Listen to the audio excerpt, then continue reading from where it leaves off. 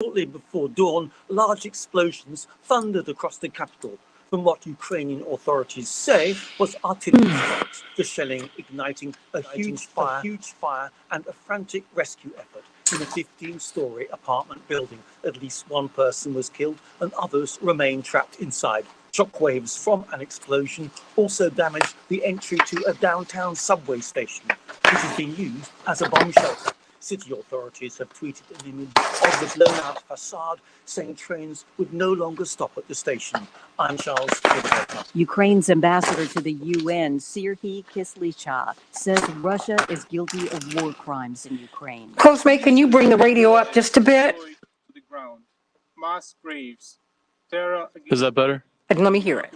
territories, abduction and Thank you. That's much better. Thank you so much.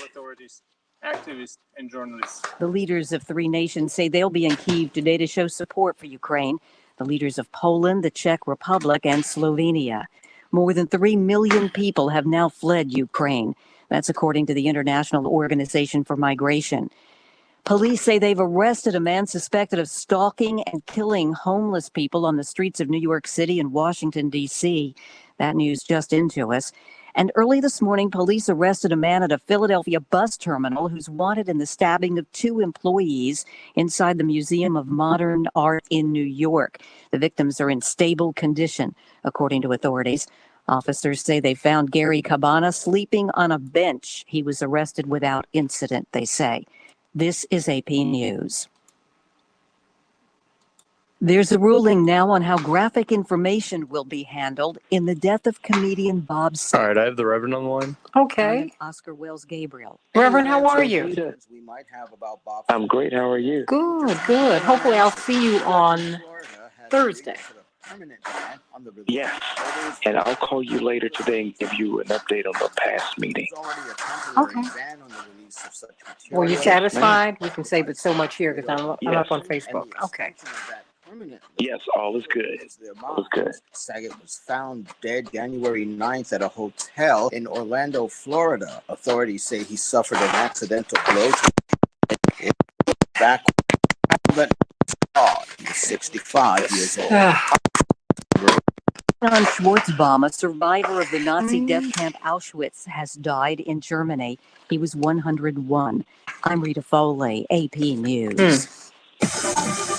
This is 8:20 a.m. All right, honey, you know me. I'm trying to get these last minute and streaming worldwide. WCPT8.com. pieces together. We are Chicago's Hey, everybody, we're going to be progressive talking talk, where about, facts matter. we're going to be talking with Reverend Stephen Thurston, of course. He's going to give us the good news. Mask mandates that are being upended in Chicago public schools. How will we keep our children safe? And we're going to have a longer conversation, Pastor Thurston, about children and hunger in the United States. We have a $14 billion program that did not make it into the $1.5 billion omnibus bill, which would give our children free lunches, which they desperately need. Mind you, we just gave $782 billion to the military that they did not even have to ask for. And we've given more than $10 billion to Ukraine. Hey, I think that we should assist people wherever we can. But you've got to take care of America's children and their families. You got to do that first. And you know, do you know that the Department of Defense does not measure intelligence, information, and insight hunger in the military? Did you know that? Weekdays 11 to 2, right here on so you have at least 29% of the military families who are hungry today. Like frequent gas and stomach the pain numbers for are years. astounding. I was bloated That comes all the from time feeding with daily America. diarrhea. So At everybody, first, I thought it was let's what I was really eating. have a kept talk thinking it today was about hunger, stomach and then we're going to issues. talk about So I did my Judge research and talked to my Ketanji doctor, Brown and Jackson. we finally uncovered the It's truth. very interesting. was Didn't really actually talk about this EPI, when it happened, but I exocrine think it pancreatic merits a insufficiency, longer or conversation. EPI, is a Of condition course, where your as Charles pancreas Blow is unable to help put break it, she down was your asked food. for her It papers. can lead to She was symptoms asked like for her diarrhea, papers. gas, bloating, stomach pain, unexplained weight loss, and oily Who is stools. it? And Tucker EPI Carlson symptoms from can be Fox News confused with wanted those to of other know common digestive 30 seconds. where like irritable her bowel syndrome, Crohn's, and celiac disease. wanted to know So getting what today's her LSAT scores diagnosis meant are, being open with my doctor about the severity of my which is symptoms and basically how often asking they for were your happening. papers. But So there's we good need to news. talk about that. EPI is That's manageable. 15 seconds. That's a biggie. Use the symptom checker I at think. Don't you? identifyepi.com and schedule a 10, call with your doctor to Stand ask, by. could I have EPI? Sponsored 5. Because facts matter. You're listening to WCPT 820. We can change the world, change the world, change the world. We can change the world, we can change the world, change the world. This is the Santita Jackson Show. War and hate to a place of love, it's not too late. Gotta save the children, we can't wait.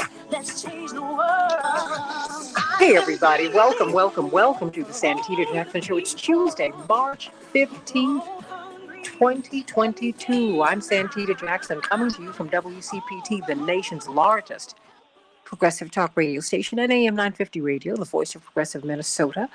So glad to be with you this morning. Feel so blessed, and I want to talk with you today about childhood hunger and hunger in America. So many Americans are hungry, and they're not getting any relief. There was a $1.5 trillion omnibus government spending bill that was just passed. And what was removed from that, and indeed it will expire in June, free lunches for our children. Free lunches for our children. The program costs $14 billion. We've given more than that to Ukraine. $782 billion went to the Pentagon without their even having asked for it, just before we had this military conflict. So what are we going to do about hunger when the Department of Defense does not even measure hunger for our troops? And Feeding America estimates that at least 29% of our troops go hungry. Their families go hungry. We've got to talk about that. And then Judge Ketanji Brown Jackson.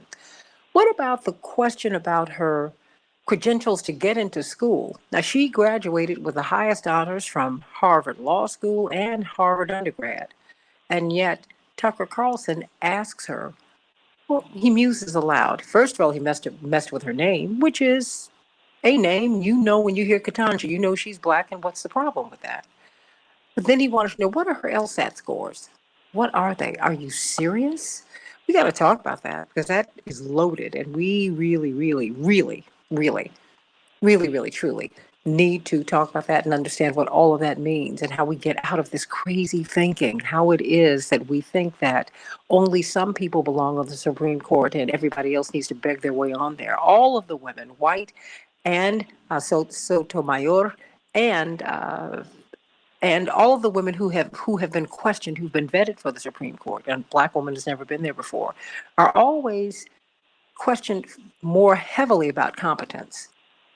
So there's sexism. And then, of course, you've got racism. So got to talk about that today. It's very, very important that we have these conversations today. So I want you to call me or text me at 773-763-9278, 773-763-WCPT, and give me your thoughts. And give me your thoughts about some of these headlines. They're a little surprising today.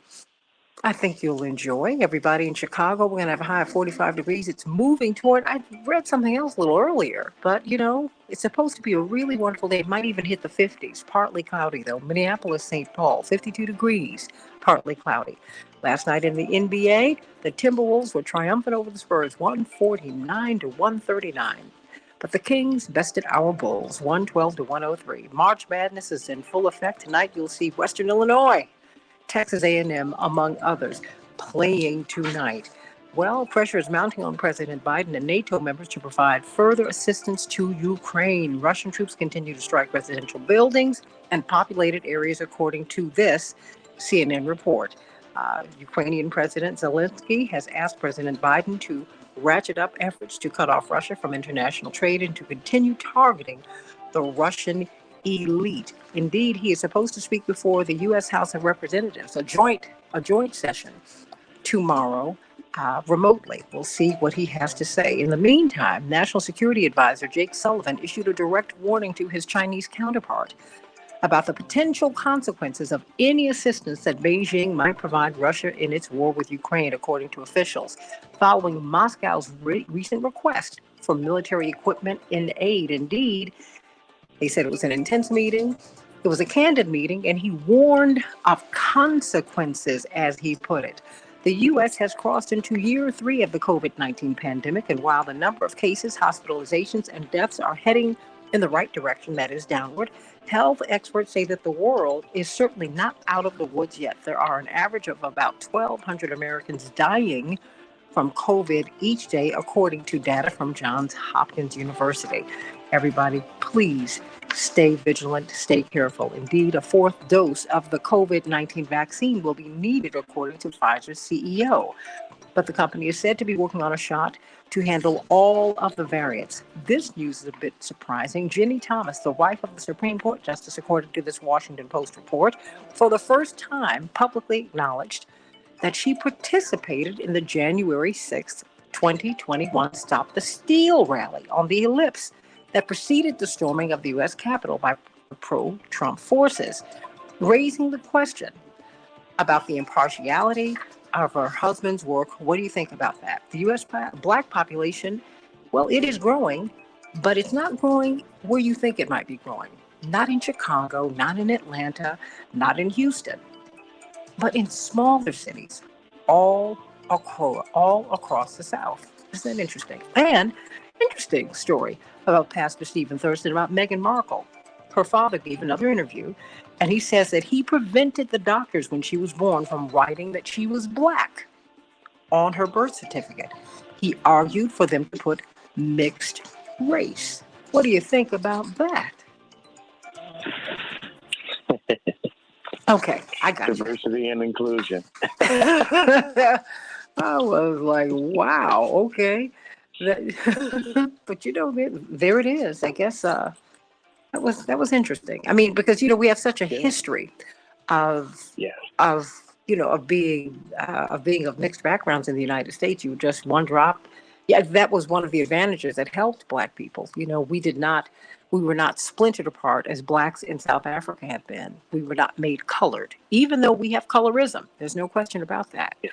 But we were put in the same basket, and that helped. But she's had a very interesting life, and I think that it all prepared her for where she is now. I mean, because indeed, she went to Northwestern. She's extremely bright. She even joined a sorority there, but she didn't join a Black sorority, which is interesting.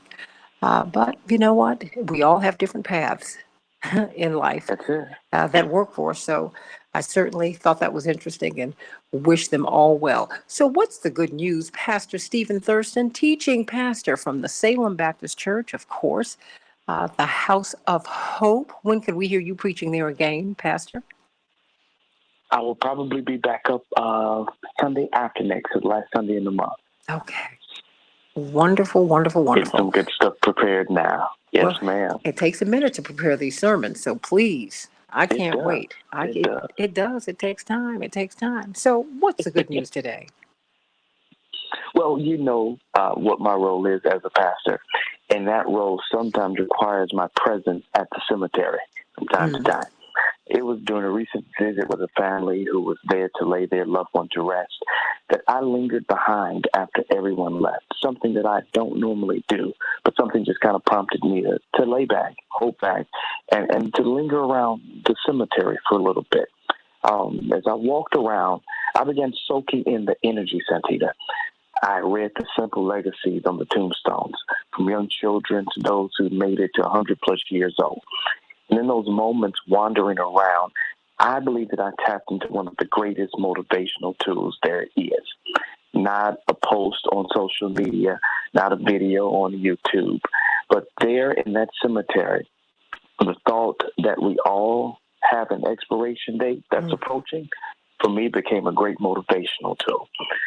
Seneca was a Roman philosopher who lived 2,000 years ago and a leader of the Stoic movement. And one of his essays entitled On the Shortness of Life provides a reminder to all of us, our time here is nearly over. And yet what Seneca argues, and does so brilliantly, is that life isn't really short. The problem is how we waste so much of our lives on things that don't matter, wondering what other people think, getting caught up in gossip, wasting our lives away on social media, and the non-essential things that we so frequently engage in. I have Dr. Knighton up, but Dr. Deb isn't responding, so I'm going to give her another call. Meaning in our lives. It's no wonder we feel overwhelmed, overworked, and overstimulated on a daily basis. And when we're in this space, we don't have the time or energy to think about death. As I receive notices weekly of members within my congregation transitioning from young to old, from seemingly healthy to the sickly, I often ponder, how much time do I have left? We don't know the answer to this question, but I do know one thing. It's much closer than we think, and every day we get on this earth is a gift. And I want to suggest that remembering our own mortality is the best way to start living. And here's how we can leverage that to start living boldly with the time that we all have left. Number one, ask the tough questions. Reminding ourselves of our mortality invites us to ask the tough questions from our lives. These are the questions we often avoid, yet are always running in the background. Questions being, who am I? Why am I here? Is this life for me? Am I on my own path or someone else's? And I believe by asking these tough questions, we start to achieve clarity around what matters, and we start discarding what doesn't. Number two, we've got to release what doesn't serve. Much like our homes, we filled our lives with non-essentials. Remembering our mortality allows for clarity around releasing what doesn't serve us. These may be habits, mindsets, environments, and yes, even some people. And once we have space, we feel lighter, clearer, and more empowered to start figuring out what we really want. Third and finally, we've got to tap into the power of urgency. Have you ever had a project that was due maybe 3 months from that point? Dr. Verholden is still not responding. And somehow got it all done? Yeah, I see everybody smiling. We all have done that. This is the power of urgency, deadlines, and accountability. We get clear, we get focused, and we set boundaries, ensure that we get finished. But how often do we do the same with our own lives? Most people don't operate with any sense of urgency in life. They're always thinking there's tomorrow, there's next week, there's next year, until there's not. The beauty of reminding ourselves our time is limited means we're operating with high levels of urgency, knowing every day truly matters. Every day, I want us to take a moment and anchor ourselves in the beautiful gift that we all have. And with this energy, ask ourselves, what is one bold step that I can take today? I want us to embrace our mortality, make the decisions that we've been putting off, and never look back. Now, I don't want us to be afraid of death. I want us, Santita, to be afraid of an unlived life. Amen to that. Amen to that. And, I'm reminded of that because since July, I have buried 5 of my dearest friends. 5. Yes. My mother even said, yes. What a run you've had. I mean, these are people who I spoke to, if not every day, several times a week. And I don't have, I don't that. I mean, that's a lot for me. I mean, that's a whole lot.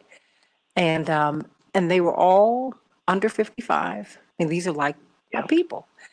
And, but when I looked at their lives, they had lived their lives and they had lived them so fully.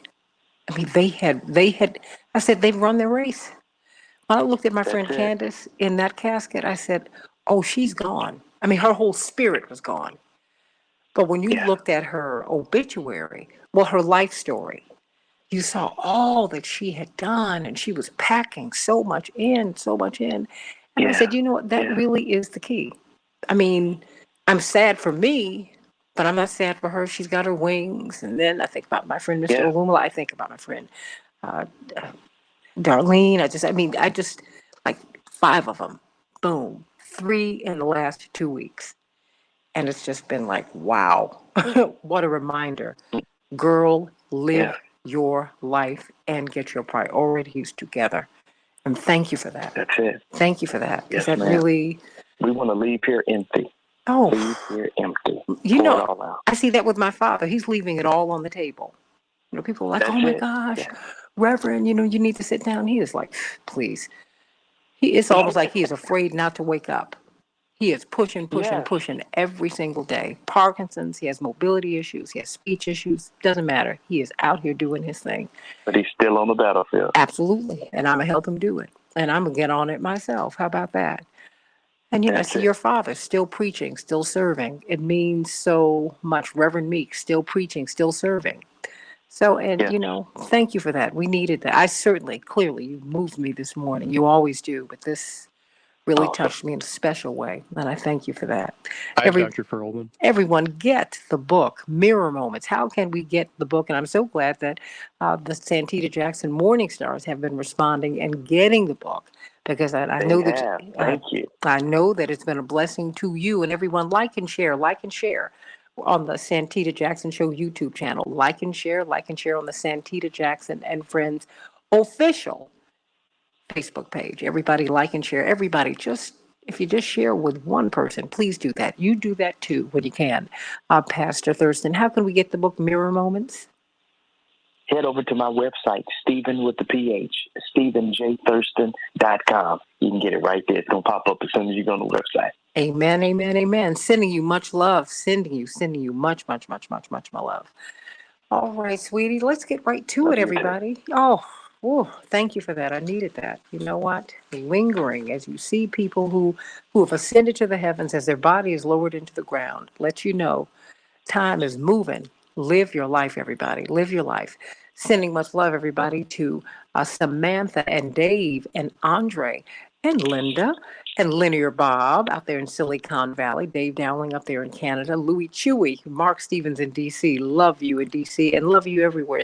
Checking in. Shirley from beautiful Philadelphia. Donnie D.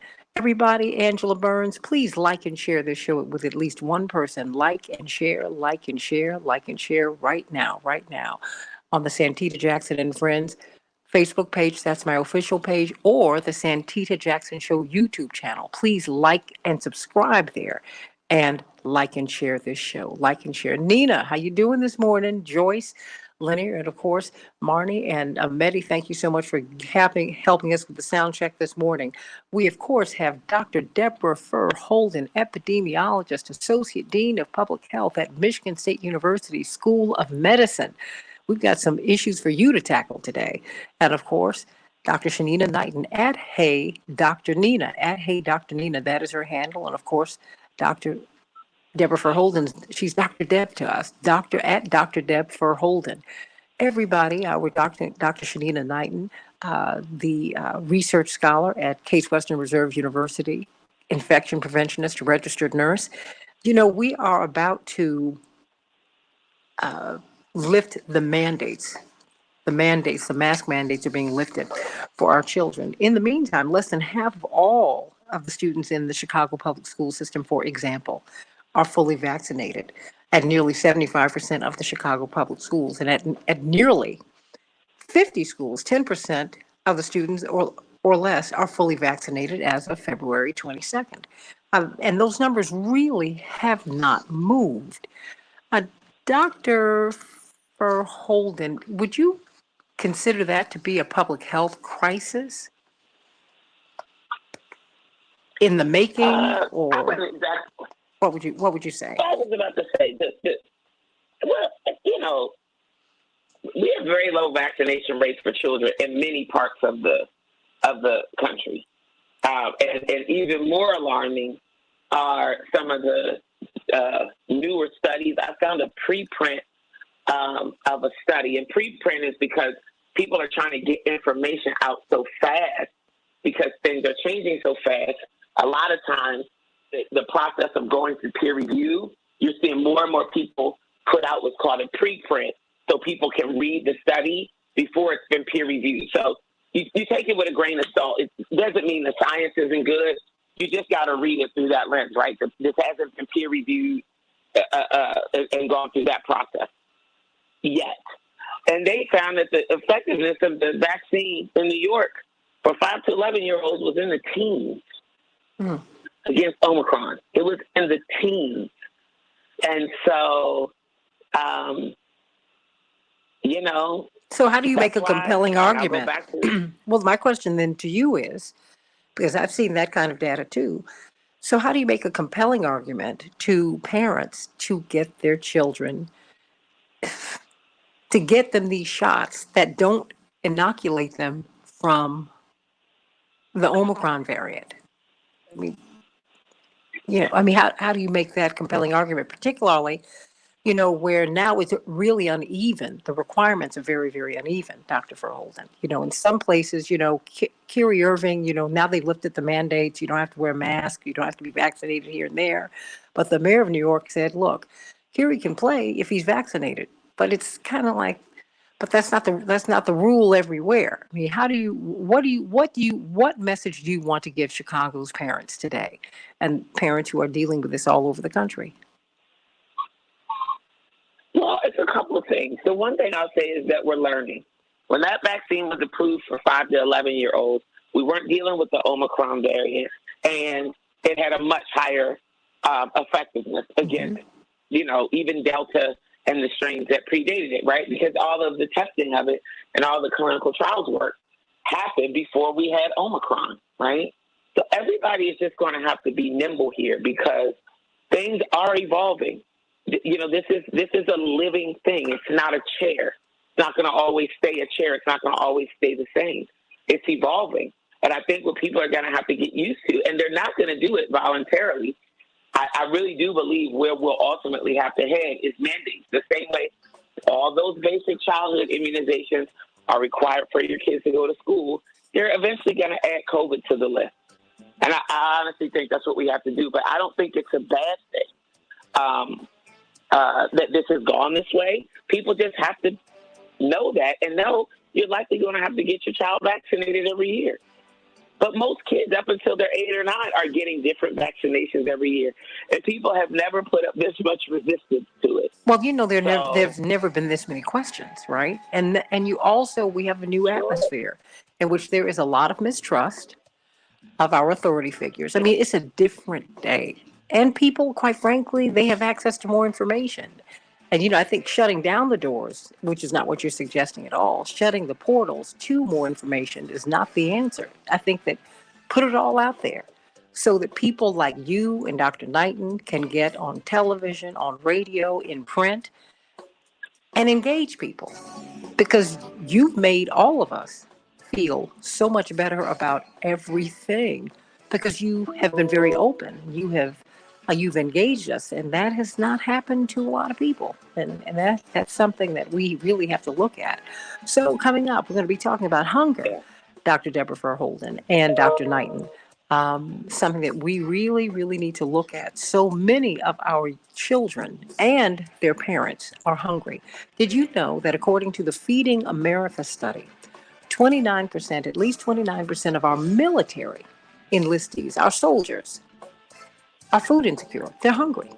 At least 29%. Now, mind you, it's interesting. The Department of Defense doesn't even measure those numbers. Wow. So that's in the military. A $14 billion program could feed our children free lunches. That's been pulled from the budget. We gave more than that to Ukraine. We gave $782 billion to the military that they did not even ask for. So let's think about that. What about hungry children and their families? Is that a priority? And what is it like for a child to go through the day hungry? Think about that. Back with more of the Santita Jackson Show in just a few minutes.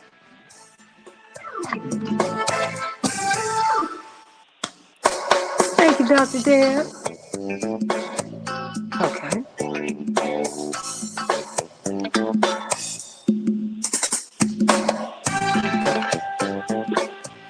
All righty, daddy. Chicago's Progressive Talk.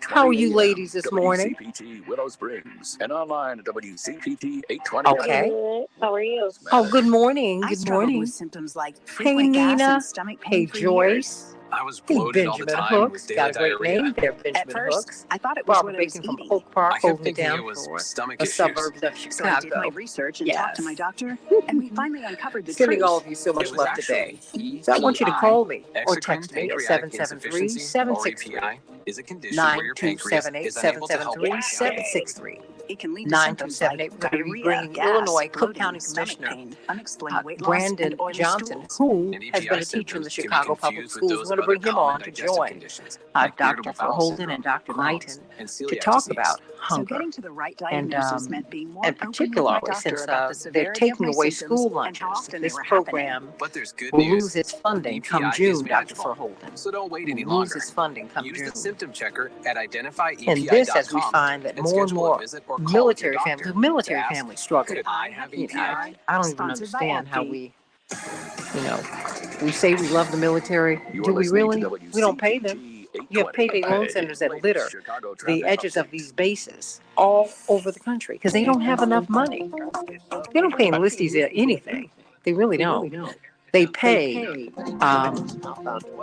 They pay people who are the commissioned officers, and you live well because you can live on the base or near the base, and the cost of living is very, very nominal. You can shop at the base and get some really great things. I know because my mother's from a military family, and my grandmother worked for the VA, and then after my grandfather left the military service, he became a postal worker.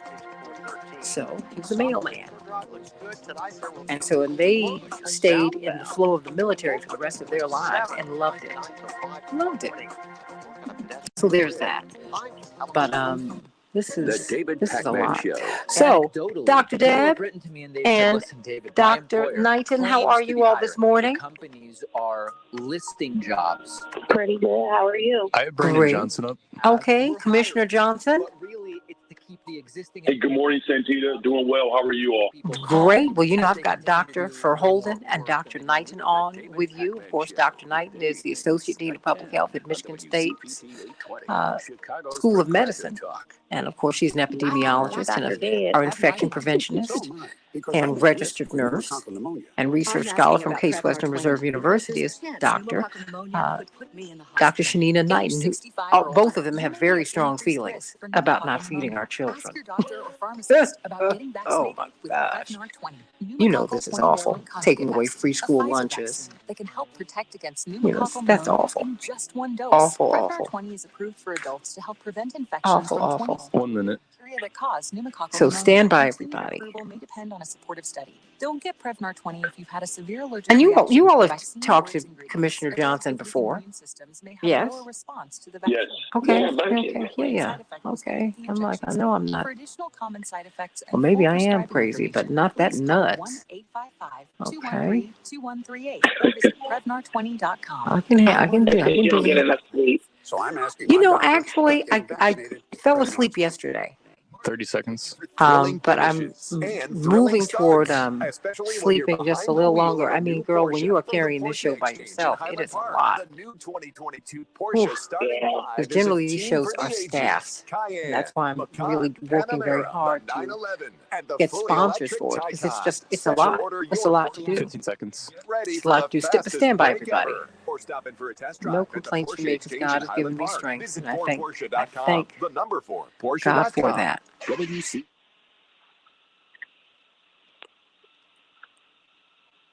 can change the world, change the world, change the world. We can change the world, we can change the world, change the world. This is the Santita Jackson Show. War and hate to a place of love, it's not too late.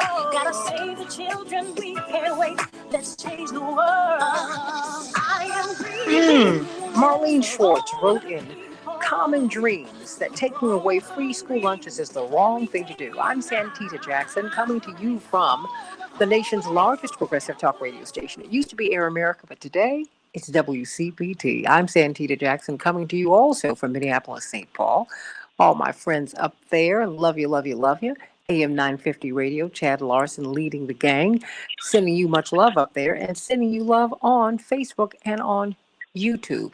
My official Facebook page is the Santita Jackson and Friends page. Please, everybody, please share the show with at least one person. Please do it right now. Joyce and Barbara and Nina, and just share it. Linear Bob and Dave and Andre, everybody share it with someone. And then go over to my YouTube channel and please like and subscribe over there and share the show. Share the show. Thank you. I think it was Eric who shared it 20 times yesterday. Thank you so much. Continue to share that show, everybody. What about universal school meals? What about our children and their families?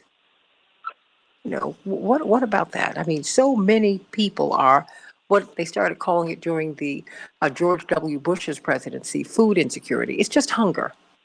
You don't say that you're food insecure. You say you're hungry. And you are food insecure, but you're hungry. You're hungry, as they used to say when I was growing up. And what does that mean? The U.S. Department of Agriculture administers a program that's the National School Lunch Program. They just needed $14 billion. And I say just $14 billion because we've given more than that to Ukraine.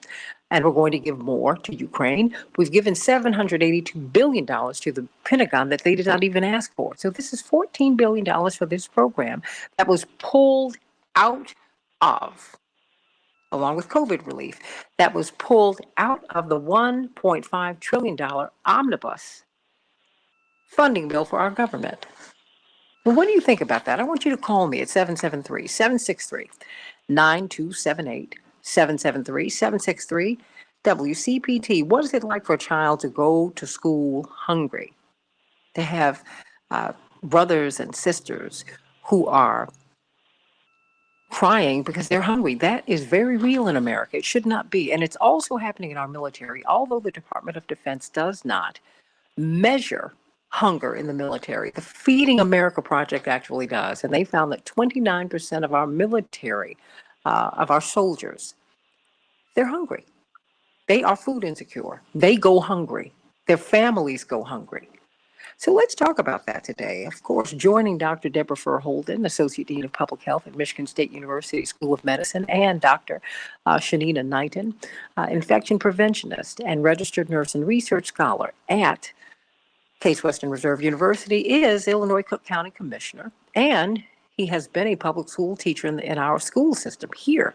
So I want to start with you, Commissioner Brandon Johnson, who also has his show on WCPT. I urge you in all over the country, and everyone who is listening, all of our morning stars, please support his show. It comes on every Sunday on WCPT at 9 a.m. Central Standard Time, right after Keep Hope Alive, I must say.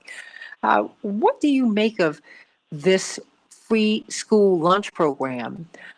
The funding expires. That was pulled out of the budget. Now, you are a Cook County Commissioner. This is one of the biggest governments, literally, in the world. What do you make of that? What does that say about our priorities, Commissioner Brandon Johnson? What it obviously is a strong indication that the type of protection and security that we place around families and working families in this country, that unfortunately government is not seeing that as a priority, certainly not as a top priority. It's really disturbing. It's one of those things that happens that you almost can't believe it, even though, at this point we shouldn't be surprised by any measures taken by policy measures being taken just because of the last couple of years. I've been absolutely just troubled and disturbed by the lack of care and support for working families. As you indicated, we're coming off of a budget, or we're in the middle of a budget now, the Cook County government, $9 billion, the largest budget that we have voted on in the history of county government. Again, one of the largest bodies of government in the world. And our top priorities have been securing working families and working to pull people up out of poverty and provide the type of economic base that can bring some healing and some wholeness. But as I think about this issue and this, effort to just take dollars away from working people and, make living in poverty that much more exacerbating. Just thinking about my time in the classroom, Santita, I taught middle school, I taught a year of high school. But my time in middle school was probably the most eye-opening and awakening moment for me as an educator, just because students are still young enough, obviously, to show and display a need, but old enough to be able to at least open up their mouths to express what those needs are. And, every single morning I had children show up at my door, room 309, and you could not just, you didn't just see it on them, you felt the weight of poverty. You felt it, you saw it. And children who would come into the room and just couldn't keep their heads up. They just tired and whatever they did have access to certainly was not nutritional. So you had, kids not eating, or it was cheaper for them to go find a 25-cent bag of Flaming Hots or some sunflower seeds and maybe a 25-cent, sugary drink. And absent school meals, most of my students did not have, the type of economic support and structure to have the type of healthy meals that could strengthen them. And it's hard to even talk about it just because of the experiences and stories that I've gone through. But one thing that I will say is that. Well, let me ask you this: does it affect their learning? Sure. Does it affect their behavior? What happens? It does. When they're hungry or when they're not getting nutritious food? Yeah, both, and especially when they're hungry, though, there's just a lack of concentration.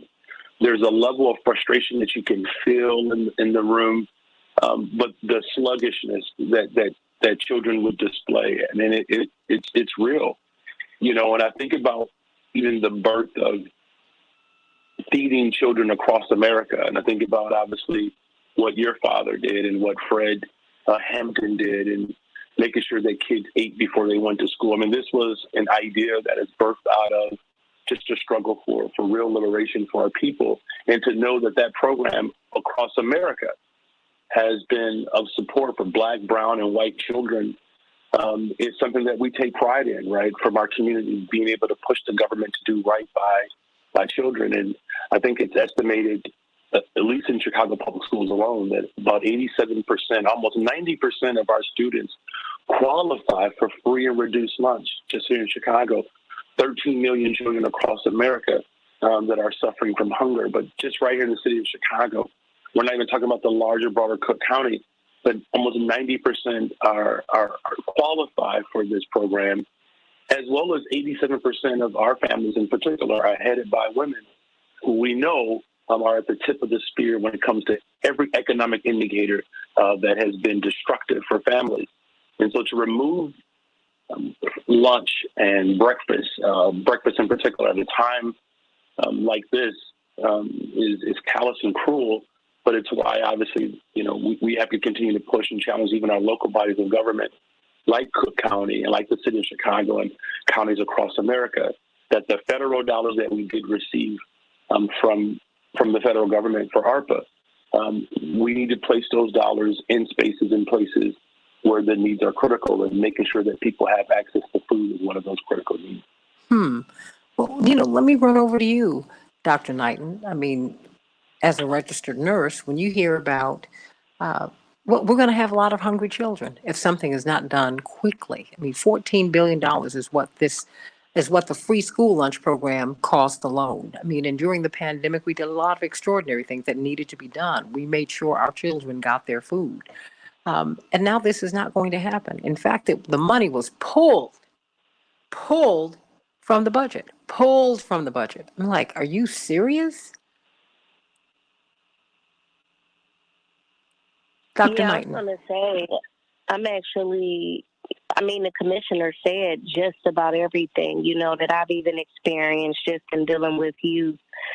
And I don't really have too much to add besides the whole fact of just echoing what he's saying, and honestly just really sharing the anecdotal information, just about the fact that we don't think about how nutrition affects somebody's ability to learn. And that even if we're looking at, let's say, Maslow's hierarchy of living, if you don't have food, shelter, and security at minimum, nothing else can happen. We're talking about not even, let's say, self-realization and being able to experience life in a fruitful manner because those basic needs are not being met. So just as you mentioned, when you talk about the ability to be able to concentrate, the ability to be able to do work, the ability, honestly, even when we're talking about in the midst of COVID, to fight off infections, You don't have that. You don't have that fight that's going to be in your body because you're already stressed. You're stressed because you're looking for food. You're stressed because not only did you eat, but the food that you're consuming may not necessarily be something that's going to help you. Instead, it may be something that's going to tear your immune system down, either because it's sugary, either because it contains harmful ingredients in it that you shouldn't be consuming regularly, which a lot of our junk food contains. And so you look at that and you just say to yourself, like, how unethical it is. And it's crazy because we don't think about it from this standpoint. But in December, the earned income credit, where at least people are getting extra money per kid coming to their homes, went away. Then you had food stamp benefits that were also cut during this time frame within the past year. And then on top of that, now they're cutting the free lunch program. So where, again, people were at least able to feed their kids, you're now putting a lot of families back in a situation of where they are going to be food insecure. And there were statistics that were shared last year that talked about just because the extra money that was provided, the extra food benefits that were provided, how many families were able to eat, and how many households were able to thrive in a manner for which they never had. Now we've taken away all of that stuff, even though we've only given people a snippet of it, even to the point of where people were making more money on unemployment than what they were working at their jobs. And so it's almost like we've literally just had a foundation swept from up under people's feet in so many words. And I think that is the discouraging piece about all of this and watching it happen. And I mean, I'm in the same thing. I'm shocked. I'm shocked and I'm in disbelief that we're even having this conversation about kids. Dr. Deb, excuse me, we are having this conversation about kids. I mean, when you step back, because you look at the big picture for our health, what does this say to you? Because you've seen a lot of, you come out of Johns Hopkins and then you went to Flint, Michigan, and you saw them still wrestling with this water crisis, which quite frankly, we have a lead water crisis all over the country. It's not been as publicized or as profound as what we are seeing in Flint. What does it mean when we're not feeding children, Dr. Deb? What does that mean? What does that do? Well, there's many impacts that we don't talk about, and I learned a valuable lesson during the water crisis. So, as an example, and you're right, in fact, we are dealing with water insecurity and food insecurity all over this country, and Black and brown children are disproportionately impacted by it. And I don't mean to be overly academic and say food insecurity, because that doesn't quite have the same sting as we've got children in schools who are hungry. We've got children who are unfed and underfed in America, right? So in Flint, one of the things that we saw is higher levels of lead in children with poor diets than we did in children with better diets, even if they lived in same neighborhood, even if they had the same levels of lead coming out of in the water that was coming out of their tap. And what we know is that lead in the body looks almost just like calcium. If you go back to your chemistry class, it's a 4+ cation. They look very similar molecularly. So if you have a body that's deficient in calcium, your body will more readily uptake lead. And so we literally treat food here as medicine. So kids that was one of the immediate things we had to do, was make sure that kids were getting plenty of calcium, because then a lot of those receptors that lead would bind to would be blocked. So that's just one example, but it's like the one body you've got to get you through life. Imagine if it was a car. You got one car to get you through life. You wouldn't miss any oil changes. You wouldn't miss any tune-ups. You wouldn't miss anything. Kids not being properly nourished, and I'm not just talking about being fed. I'm talking about them being fed and then being properly nourished with the right nutrients and the right minerals and all of that stuff. is doing damage underneath of the skin that contributes to their weathering and reduces their longevity in adulthood. You know, and I experienced this a lot, even with my kids doing sports and watching these kids perform and have trouble because their diets weren't sufficient. Some of them were also hungry, and some of them were improperly nourished and undernourished. You know, so this is like, to me, a basic human right, but people absolutely, and our children absolutely experience eating in many instances as a privilege, and that's just disgusting.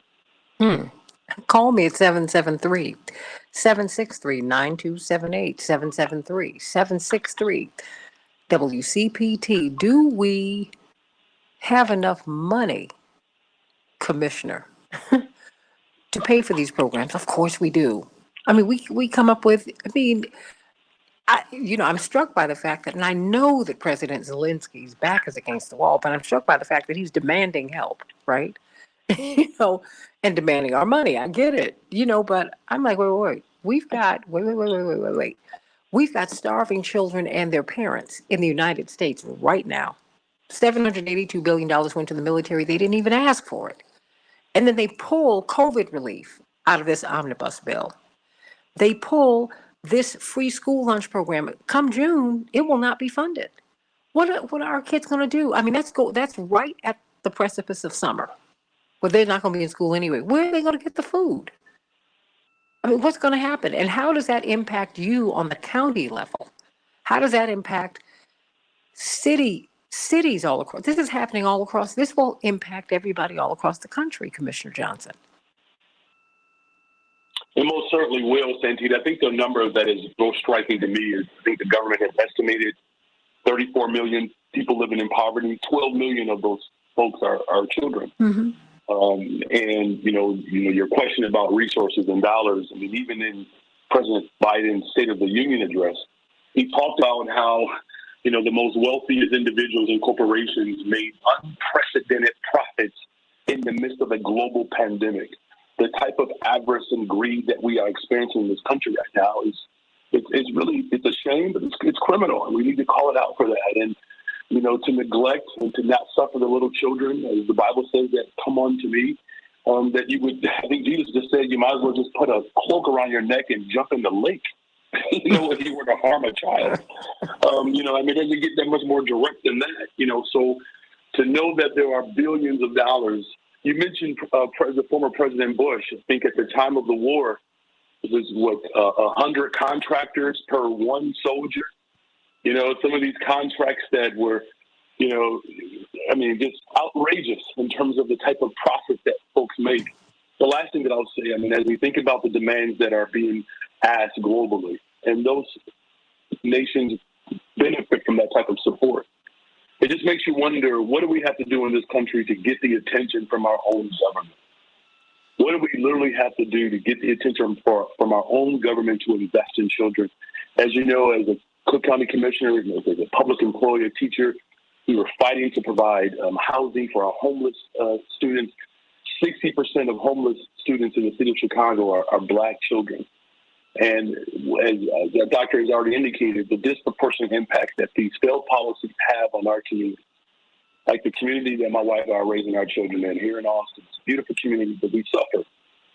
There's more investment in brothers who've been incarcerated than brothers and sisters who are looking for jobs and homes.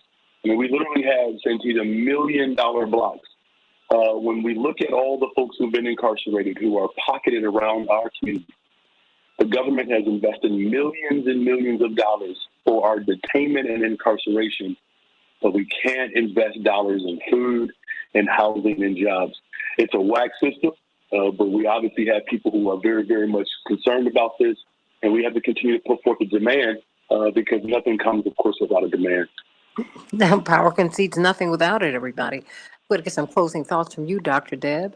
Got a couple of minutes for you and then a couple of minutes for you, Dr. Shanita Knighton, because this is very disturbing. And when you see what's happening with our military families, because everybody says, I thank you for your service. Many of them are starving.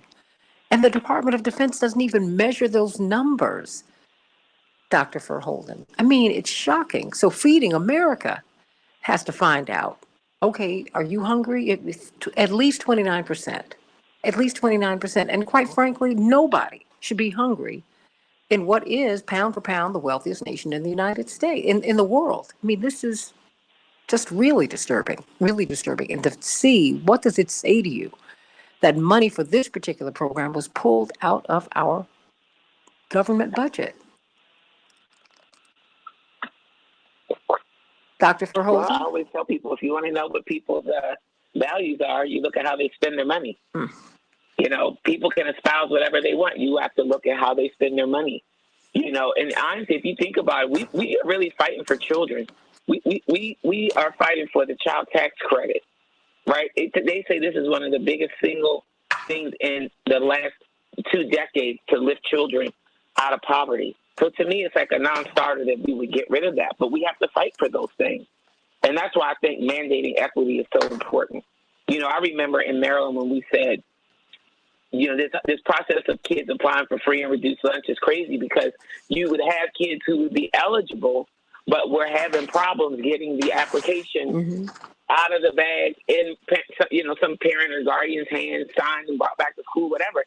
And so, you know, they were giving everybody free lunch for the first maybe week or two. And then after that, those kids would literally not be allowed to eat lunch, which I just found cruel. And I said, well, what are the things that these kids have to do?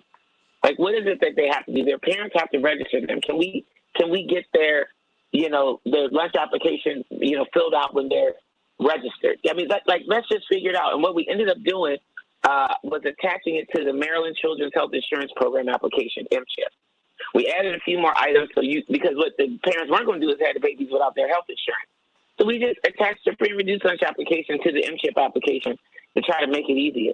But the more I think about it, I'm like, if we want to really ensure that all kids are eating and eating well, we just have to have lunch available. During COVID and the shutdowns here, we were feeding kids and families because we knew that kids are relying on the food that they're getting at school. In some instances, that is their only source of food. You know, so we need to have these things baked in, built in.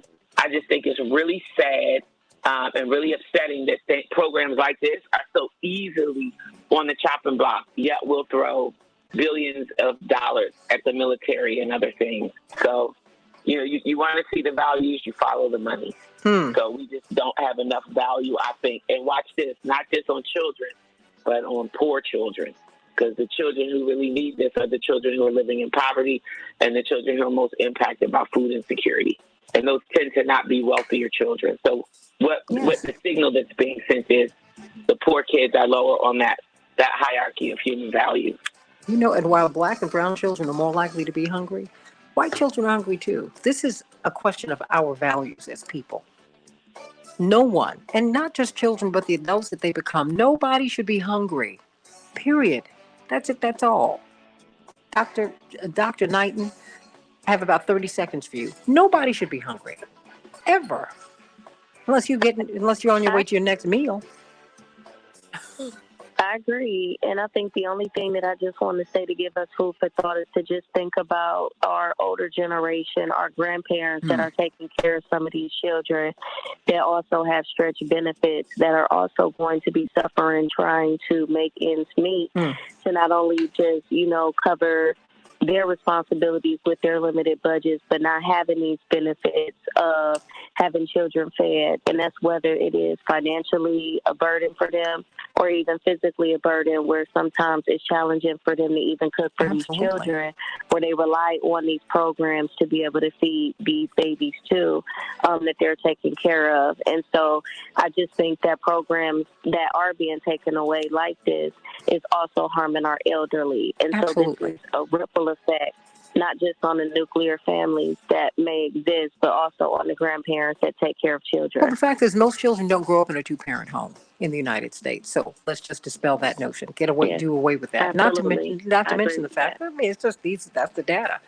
But you know, the fact is, nobody should be hungry. Period. That's it. Back with more of the Santita Jackson Show. Let's talk about Ketanji Brown Jackson, the judge, who would be the Supreme Court justice. Tucker Carlson wants to see her LSAT scores. Wow. Wants to see her papers. What do you think about that? Messing with her about her name. I guess she should be called Sally. Santita Jackson in just a minute.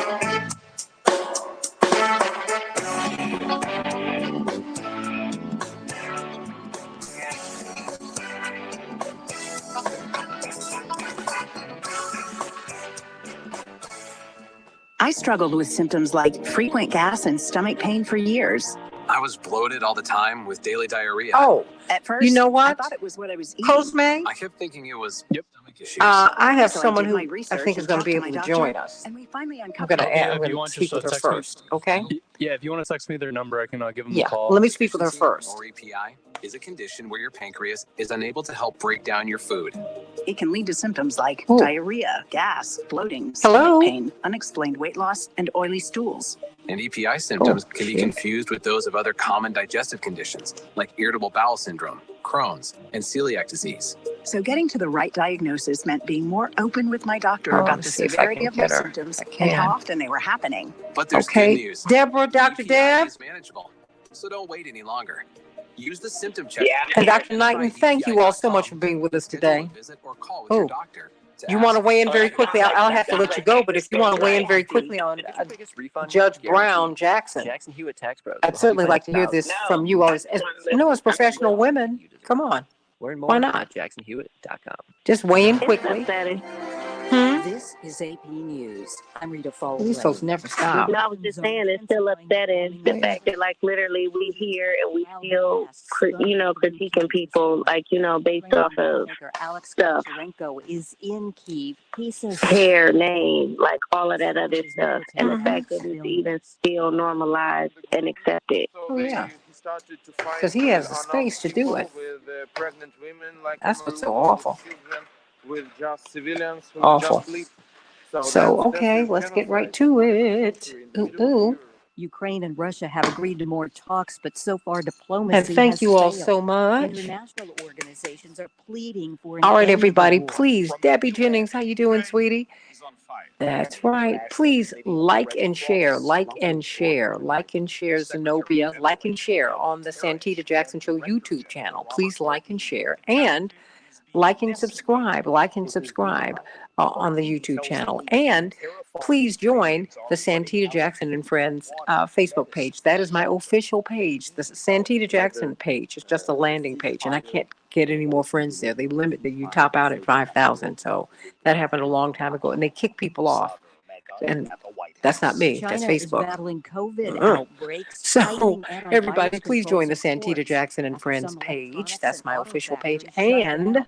This please could like and disrupt share the show. trade. Everybody There comes who's a time listening when or the who's global watching economy today, is already please, under Linear pressure Bob, from Zenobia, Russia's war on Debbie, Ukraine, Mark, surging oil prices, everybody, and please consumer like demand. and By the way, the like price and of gas share this this morning here page. in the U.S. Eric shared this 4.31 20 a times gallon yesterday. on Thank you average. so much, Police Eric, in D.C. say they've Samantha, and arrested Dave, and suspected Andre, gunman everybody. stalking Just homeless men asleep if you on just the do it with streets one of person, Washington and like New York and City. share. At least 2 Like and people share have been this show, killed. whether you're This on is AP YouTube News. or on the Santita Jackson and Friends Now page. to the border. Thank you Hey, Ms. so much. Jackson, Yes.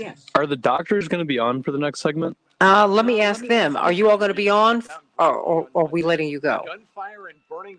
Dr. Knight and Dr. Because I Verholden? could use those lines for the next three guests. Oh, 'cause- okay. Oh, Dr. Verholden and Dr. Knighton, I'm going to have to let you go.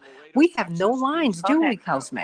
We do. It's just I want to make sure that I don't use three of the lines, Okay. like the regular lines, for Okay. them. A lot of better places than this. I love you, girl. Thank you. Having to kick you out if I had lost two of my lines. Let's go. Oh, okay. I'm being treated like this today. Okay, got it. Oh, huh. House Democrats want Doctors out. Well, that's right. The doctors. You got to go. But make sure you listen. All right, have a great rest of the show. I'll listen on Facebook. Please do. And comment, please. Yes. For the show. Would you comment, Okay. please? Or call back in, Shanina. How about that? She can say, wait a minute. I'm a guest now. Oh, I'm a caller. I'm a caller. Shanina, the number is 763 WCPT. Write it down.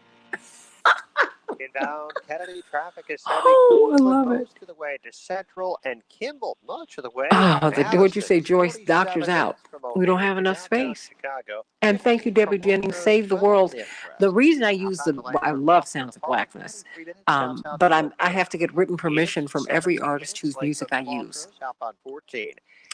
So there's that. Traffic is heavy before the tri-state around St. Charles. It's 43 Oh, minutes you got a down the delay east on your downtown computer, through Robert from Williams? I'm so sorry about that. I don't know anything about that, but try. Janice Mathis is up. Okay, Attorney Mathis. Line 25 minutes 95th to downtown. Good morning. Good morning. How are you? The Verge. That's traffic. I'm doing pretty good. How are you? I'm doing well. Thank you so much for being with us today.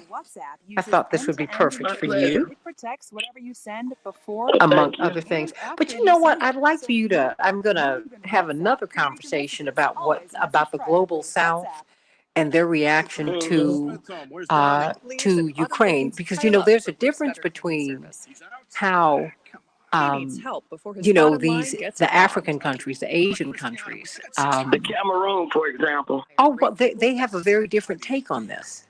And I think I was telling a friend of mine, who's, families and from that part of the world, not from that part of the world, but from Eastern Europe and Western Europe too. I said, the African countries, the South Asian countries, they have a different view of this. And he disputed me. I was like, honey, I'm talking to folks who are over there, and they're making comments. So, who else do we have?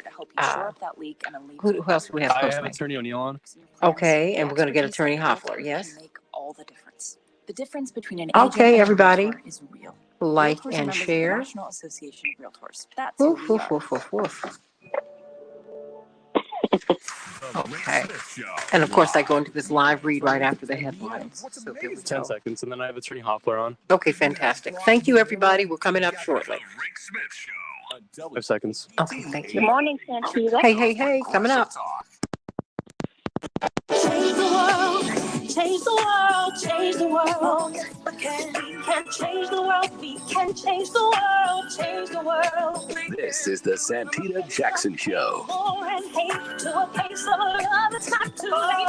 Gotta save the children, we can't wait. Let's change the world.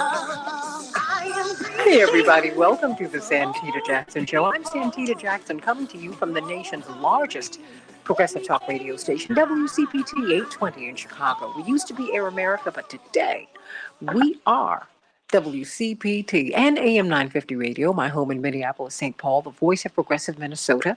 I want you to meet my morning stars, the Santita Jackson Morning Stars. Love you all so much. On the Santita Jackson and Friends Facebook page, that's my official page. Please like and join me there. But also look at the show on YouTube, on the Santita Jackson Show YouTube channel. Everybody, please. Angelica, I see you. D. Ray, I see you. Robert, I see you. Joyce, I see you. My sister Mark, everybody. Debbie, I see you. Nina, Linear Bob, Dave, please share the show with at least one person today. Eric got everybody yesterday. He shared it 20 times. So please share the show, everybody. And if you want to hear the show without commercials, go to WCPT820.com/Santita about an hour after the show, and you'll be able to hear everything. So let's talk about Judge Ketanji Brown Jackson. What is the fuss about her? You have Tucker Carlson asking for her papers, if you will, wanting to know what her LSAT scores were. That was a long time ago. Interesting. She came out at the top of her class in Harvard undergrad and Harvard Law School. What's the deal with that? What about pushing back on her name, laughing about her name, mocking her name? Call us at 773-763-9278, 773-763. WCPT. We have a distinguished panel who will help us to deal with this very, very shortly. Of course, Attorney C.K. Hoffler, Chair of Rainbow Push, immediate past president of the National Bar Association, and, of course, the former national president of the National Organization of Women, Attorney Terry O'Neill, brilliant civil rights lawyer, and someone I've known all of my life and before, Attorney Janice Mathis, the executive director, and National Council for Women.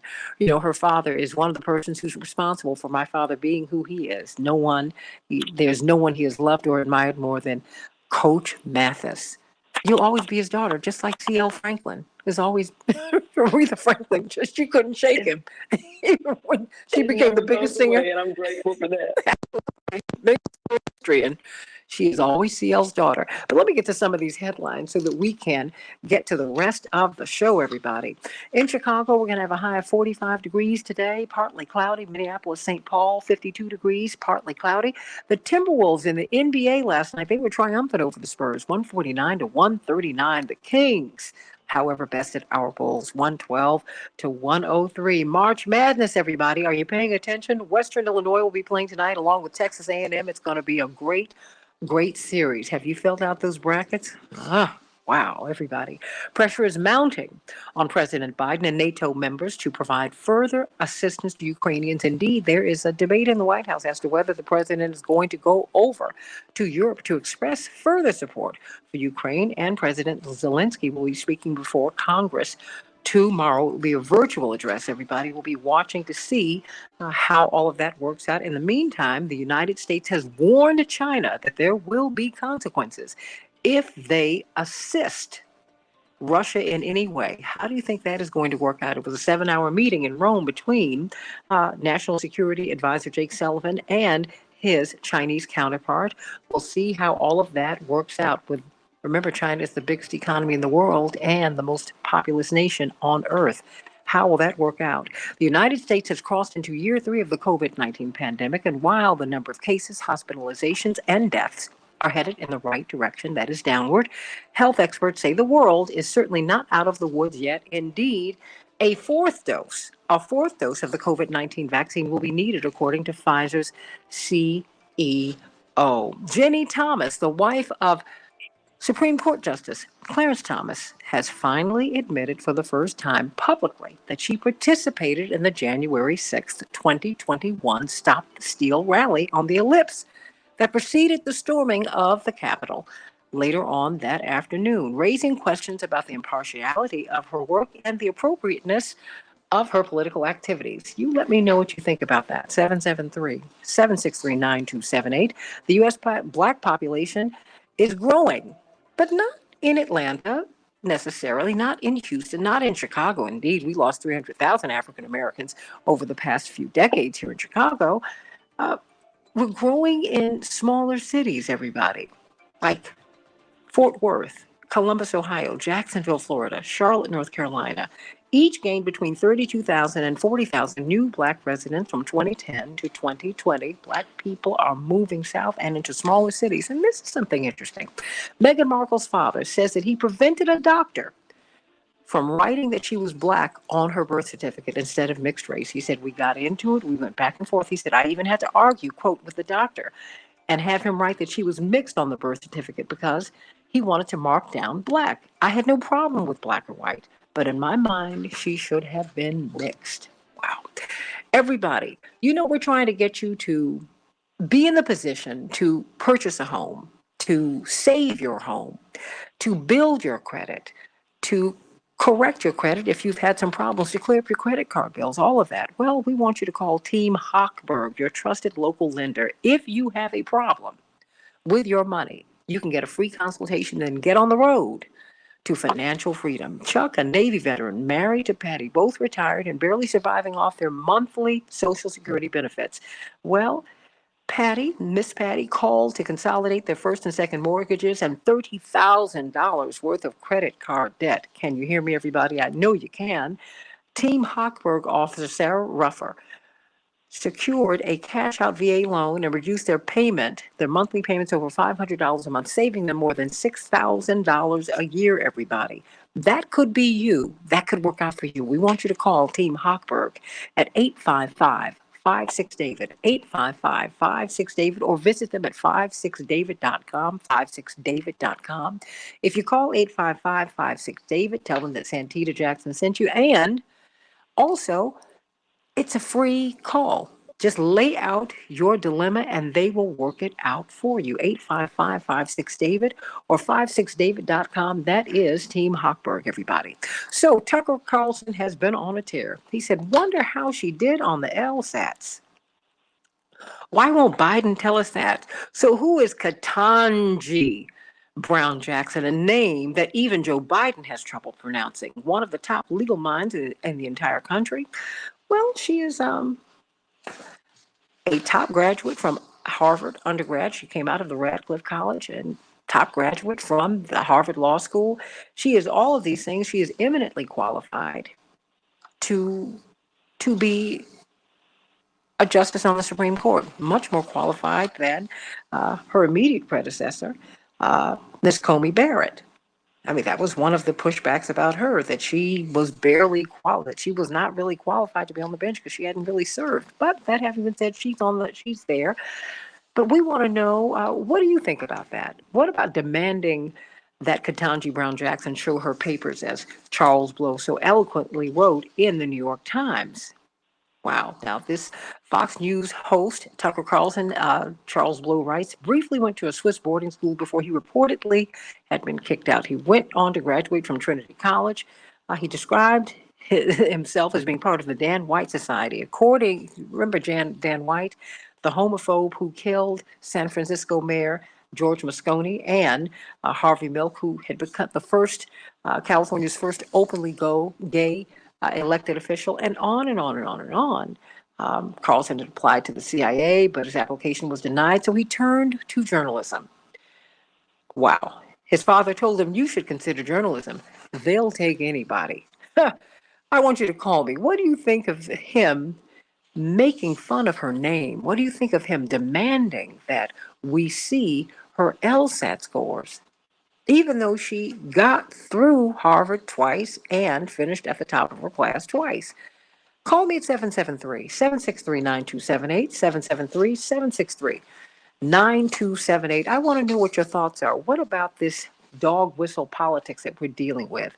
We are led today by Attorney Janice Mathis, the Executive Director of the National Council of Negro Women. Of course, she joins this incredible legion of great women who've headed that organization, founded, of course, by Mary McLeod Bethune, but Janetta Cole, so many.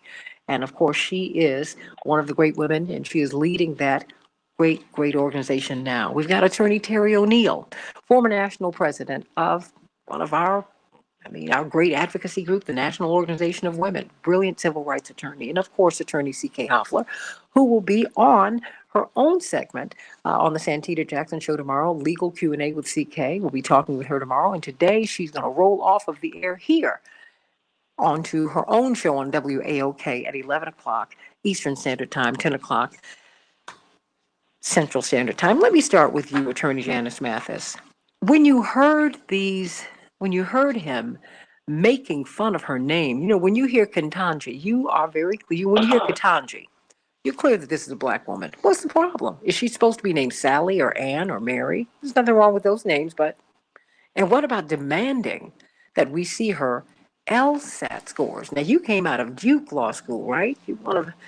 You're not doing too badly yourself. Duke undergrad, UGA Law. Oh, okay. So talk to me.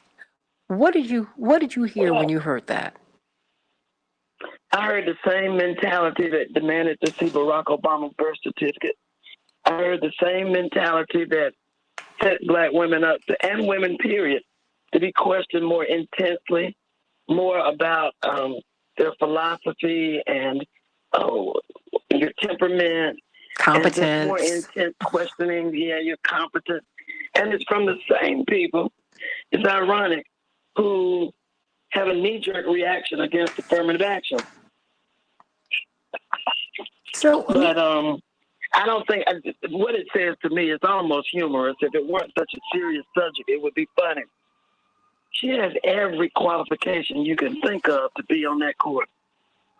She's more qualified. So look at a chart. I was trying to find it on Twitter yesterday, comparing her judicial experience, her clerking, her work with the U.S. Sentencing Commission, to the experience of the two most recent justices. And she surpasses them all easily. It's not even close. And so when you can't find anything real, you go after something fake. You go after what your dad would call the red meat of racism, when you can't find anything substantive to complain about. Wow. I mean, do you think racism and sexism will define her hearings? I mean, they begin next week. Do you expect to see anything like this? I do expect those who oppose her nomination, and frankly, the nomination of any black woman to the Supreme Court, will have that tinge, that ugly side to it. But I think she will surpass it. For one thing, Black women and women all over this country are organized to defend her. There are legions. There are deans of law schools, law professors, members of the National Bar Association, former presidents of the Bar Association, National Bar Association, all lined up to support her. Even some Republican support. And so it's going to be difficult for her and her family to hear some of this stuff. But in the end, right will prevail. It's time. She's the right person with the right qualifications. And it's just good. It's joyful. I'm full of joy to see this woman go to the Supreme Court. We need this perspective. And it's not so much for her as it is for the rest of us that I'm joyful. That finally the court will be more representative of the people that it is supposed to be making law for. What will she bring to the court? I mean, we've never had a public defender, right? Thurgood Never. Marshall, we could say that he was a public defender, really, for the people. But we haven't had anyone quite to like. tell you the truth, we haven't had a Black person since Thurgood. Yeah. Oh, okay. Because being Black is more of a state of mind. You know, being Black is a political idea. And certainly Clarence Thomas has not represented the view of most African Americans in this country.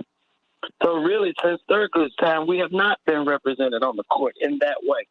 Sotomayor comes pretty close, and Kagan doesn't do a bad job. But we need this perspective. If you have never defended anyone or even understand what a defense counsel does, people who don't know better say, how can you defend somebody who is guilty? Well, first of all, most of the time, you don't know whether the person is guilty or not. Because frankly, and this may be shocking, it's not relevant. What's relevant is that every person is entitled to the best, most vigorous defense that is possible given the facts. That's what good defenders do. But to understand all the factors, all the complicating, all the social determinants that go into shaping somebody's life and their perspective, that's important for the court to understand. You should just understand bankers and contract law and things that most of us don't have to deal with day to day. We'll get better decisions.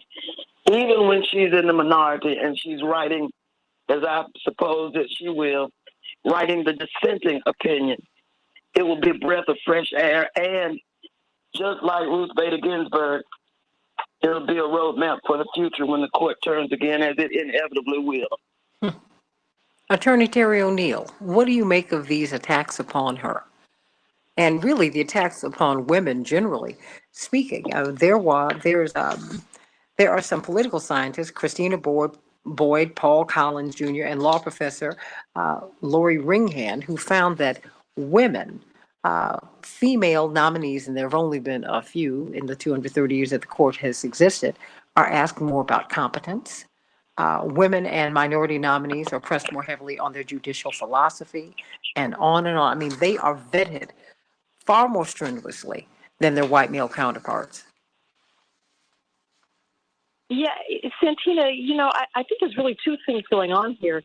Yes, women and people of color generally are subjected to much more scrutiny because white men have been conditioned, we have all been conditioned to assume that white men are normally competent and anyone who's not a white male is normally incompetent. So yes, you have that sort of that general assumption that applies across the board.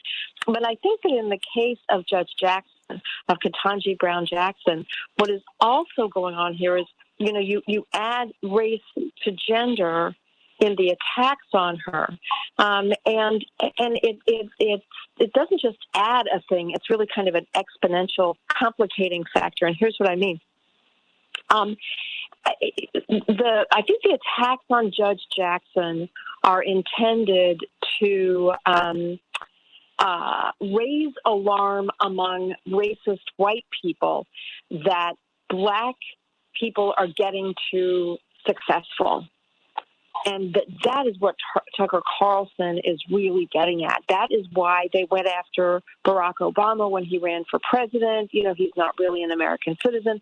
They went after Kamala Harris You know, she's not really a citizen. She doesn't deserve to be here. It's a way of inflaming the base, the white racist base of the Republican Party, in a way that challenging the credentials of someone who is not white and male. I think is a little different. I'm not sure if that makes any sense. No, it does. I mean, I just, it's just so blatant, Terry. It's so blatant. Yeah.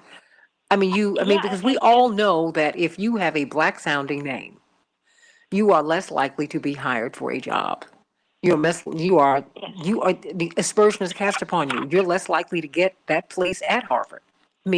Or it's just, to mess with her name, to ask about her LSAT scores after she is successfully. She had made superior grades to most of her classmates at Harvard twice. Right. Exactly. And I think there's a lot of panic on the part of racist journalists like Tucker Carlson. Mm-hmm. There's panic that she is succeeding, and so it's this. I think it was Ida B. Wells who pointed out that when lynching was just rampant in the United States, it was not because African Americans were perceived as criminal, although that was certainly put about.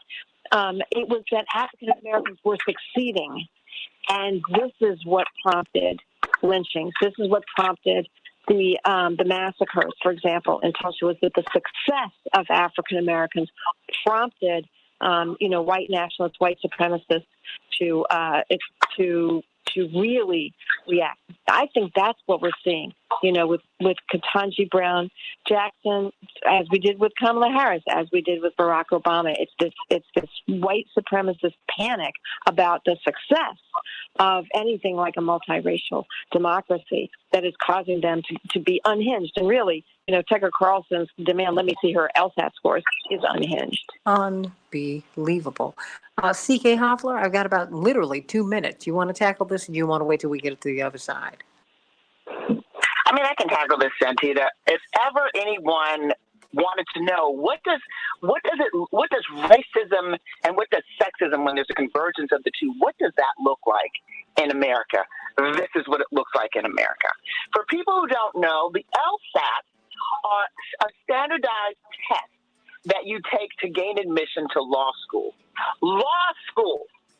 So they are challenging and wanting to see what her LSAT scores are. That's about as ridiculous as wanting to see what someone's SAT scores are. There's absolutely no reason, no relevance for any of this. But I have to say, if this is the best they can do, we're in good shape. And we're in good shape not because simply this is ridiculous, but we're in good shape because of those who have mobilized and who are standing in solidarity to ensure that Judge Ketanji Brown Jackson make it over the finish line. That's why we're in good shape. That's why, and these efforts will not stop until she's over the finish line, and then some. That's how important this is. So for the Tucker Carlsons, I often find that people who are eminently not qualified and who had problems themselves often harp on other people's qualifications. Santita, what do I say about this? We're in good shape. It's painful, but we're in good shape. You know what? And for those of you who don't know, now you know. So call us at 773-763-9278, 773-763-9278. Andre and Jewel, I see you. We'll talk to you on the other side of the break. I want to hear your thoughts about this and how you explain this to your children, how you explain this to young people. Think about that. My father's often said, and Oprah Winfrey quotes him all the time, how do you combat racism? To paraphrase, excellence. Please. That's what she's been doing all of her life. The black people have been raised to know this. I've got to be superior. You must be superior in order to be equal. That's just the way it works. You're not going to see a black person walk into any place without being eminently qualified to do what they do. And the same for Judge Ketanji Brown Jackson. But they are still asking for her LSATs. Unbelievable. Call me, text me, 773-763-9278, 773-763-9278. Back with more of the Santita Jackson Show in just a minute.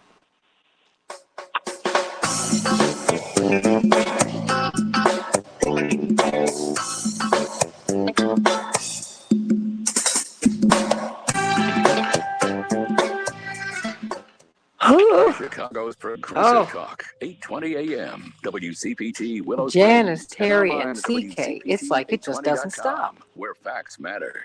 It doesn't. But you know what, Santita? I realized someone sent me a text who's listening that people don't know what the LSAT is. That's how Really? foolish this is. And so that's why I wanted. Well, yeah, people don't know. What. If Okay. you're not in. You may not know what an LSAT exam is. Okay. And how stupid it is for them to want to see how she did on the LSAT, on the standardized test. Is unable to help break down your food. Yeah. No, that makes sense. That makes total sense. Oh God, and the LSAT is like not a good gatekeeper for law school anyway. Thank you. This. What we think it. Right, and there are studies, reliable studies, exceptionally well documented studies that prove that there's no correlation between your success as a lawyer with your high grades or high marks on the LSAT. I don't remember the grading system since it's been so long. It's just one measure. It's so ridiculous. That's why I said this is the best they can come up with. Well, we're in good shape in terms of that. I wish they would articulate this as an area of concern at the Senate confirmation hearing.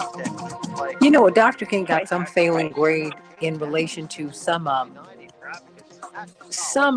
academic class that he took. Reverend got a D in preaching at the University of Chicago at seminary because they didn't agree with his process. Because he does the research, he'll write up the speech, he'll write up the sermon, and then he'll do a synopsis of it, and then he'll do an outline of the places where he wants to go, because that's his process. His professor thought that was a bogus process. Even though he's a master of extemporaneous speech, he doesn't sit and read a speech to you. He delivers it. These people, they never stop. I think that's CK. Oh, okay. I'm not sure. If there's going to be a focus on this, there are testing experts who I'm sure are lining up, standardized testing experts that can testify to how ridiculous it is to even look at this question. Well, you know what it's. I feel very comfortable. What's concerning to me is the dog whistle politics of it. We all take the bar exam. No, yeah, but it's the dog whistle that we have here. That's bothering me. It is, but that's why I said it's a convergence of sexism and racism. But Santita, I did standardized testing litigation against the state of New York civil service that used that as a determining factor of whether people were going to be promoted or be managers. And it was deemed to be by the Justice Department, the U.S. Department of Justice, discriminatory on its face. So if we're going to talk, they're testing experts nationwide that can dispel and knock it down. But it's just a mere notion that one has to even go through that. 1 minute. That's disturbing. But it is where we are in America. Hey, Miss Jackson, yes. I cannot get Chaparral. I've called her now twice. Okay, you can try one more time, and then that'll be it. Okay. Yeah. Sorry. No. Please keep talking. But imagine how this web. I was going to say, even if her LSAT scores are like the highest you can get, you know what the white people will start saying? People like Tucker Carlson, myself excluded. Thank you. What they'll be saying is, the LSATs don't really matter. If she comes out on top with that, they'll say, no, that doesn't matter. Let's find some other way to undermine her. It's ridiculous. 25 seconds. I thought the charge about her face was interesting, coming from the side that is supposed to be all about family values and respect. Okay, I can hear something in the background, everybody. Okay. Chaparral's up. Okay. This is WCPT 820, where facts matter. You can change the world, change the world, change the world. We can change the world, we can change the world, change the world. This is the Santita Jackson Show. More and hate to a place of love, it's not too late. Gotta save the children, we can't wait. Let's change the world. I am greedy. Hey, everybody. Welcome to the Santita Jackson Show on WCPT 820, the nation's largest progressive talk radio station, and AM 950 radio, the voice of progressive Minnesota. I want to hear your thoughts, everybody. Call me about these attacks upon Judge Ketanji Brown Jackson. Her Supreme Court hearings will begin on Monday, and you have the right mocking her name, Ketanji Brown Jackson, and asking for her LSAT scores. And so, what's the deal with that? What about these dog whistle politics, everybody? And of course, you combat them with excellence, but I think you also have to call it out when you see it. So call me, text me, 773-763. 9278 773 763 9278. But before we get back into this, and before we get to Andre and Jewel and our callers, we've got Chaparral, our girl from Celebrations by Us, who is down at the South by Southwest Festival. Her Somebody podcast, listened to by about 2 million people, is now about to become a television show, or is it a television movie? This is exciting stuff. Yes, it is, Santita. And yesterday we did our presentation just to tell folks how we are going about developing this process. So it was very exciting. I am so honored to actually have this opportunity to move it and expand and uncover things that we couldn't do in the podcast. So as we continue this process, I ask for everyone's prayers and support, because it's not 100% finalized, but we are moving in that direction. So I definitely appreciate all the support. And I think it's going to be able to use this to actually uncover more things about what happened to Courtney. You know, my son, Courtney Copeland, was killed on March 4th, 2016. And we are still trying to find out who did it and how it happened. So this process of turning this podcast into a TV show, this is something that is going to uncover more things and more evidence about what happened to Courtney, and I'm excited. So we're still working at Celebrations by Us as well. Right now we're gearing up for our prom and graduation season, so don't hesitate to give us a call at 708-526-4546. 708-526-4546. We can handle your balloon arches, your prom setup, as well as also your suite tables and your hors d'oeuvres for your prom send-off. So don't hesitate to give us a call at 708-526-4546. Thank you so much, Santita. Hurry up and come home from South by Southwest, but I'm hoping you're having a great time. You look fabulous down there. Sending her much love. Everybody, get the Somebody podcast. It is quite an endeavor, and many people have been turned on by it, and so we're so excited about more and more people really working with you, Chaparral. Sending you much love. Of course, Attorney Janice Mathis, the Executive Director of the National Council of Negro Women, brilliant lawyer. Attorney Terry O'Neill, brilliant lawyer.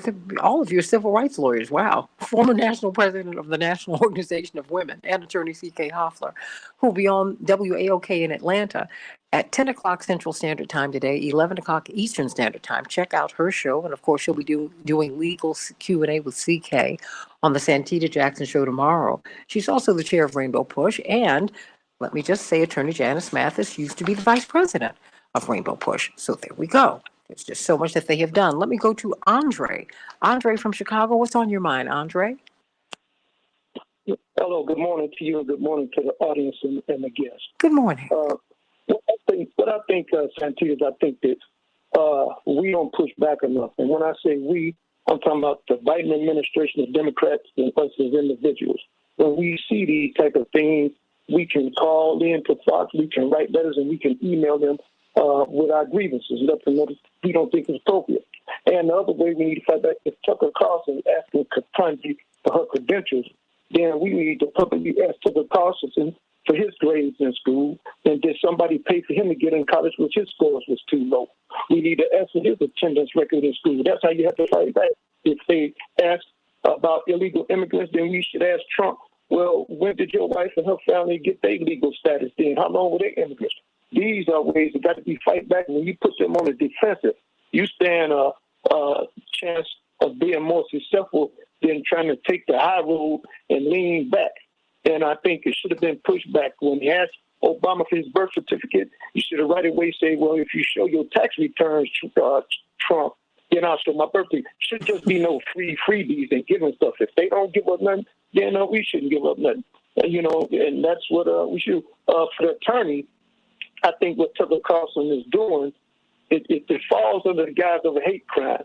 Because if you got a hate crime punishable, then certainly you can have hate speech punishable. And when you talk about her grades and blowing the dog whistle on her scores, well, yeah, that's part of hate speech. Is ginning up the base. And he should be challenged on that. And he should be challenged on his seditious conspiracy and his treasonous behavior with Putin and that whole right-wing administration. So that's what I say, Santita. Thank you, Andre. But I will tell you this. I don't think that turning the other cheek makes you weaker. I don't think that, I think that the way you push back is by doing your work. Really, really, really. I think that we have to have the will and the way to fight. But, you don't have to respond in kind. Don't go down to their level. You become a mere combatant in that struggle and you become no better than the people you're fighting. Don't do it. Stay above. Stay above. That is what your mama taught you. That's what your daddy taught you. That's what your good book teaches you. Stay above. No one was stronger than Jesus. Nobody. And Jesus stayed above the fray. Let me go to Jewel from New York. Jewel, how you doing? I'm fine. Good morning, Santita. What's going on, Jewel? Just wanted to say good morning. Oh, good morning. Sending you much love, my dear sister Jewel, my Jewel from New York City. Thank you. I was listening to the conversation, and that's so inappropriate to question this woman's credentials, especially on a platform that she's on. I mean, you don't have to be a hater. Congratulate her. Amen. I'm with you. But some people don't do that, Jewel. I'm sending you much love. Sending you much love. Let me go to Tony from Tinley Park. Tony, what's on your mind? Hey, good morning. How's everybody? Great hearing your voice. I just want to say this, though. Democracy is a experimentation, and the great American experiment is over with. We, as Black people, are the last ones to recognize this.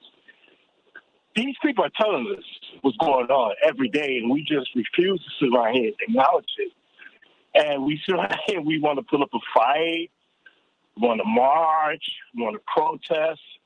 It's not going to do any good. Democracy was an experimentation.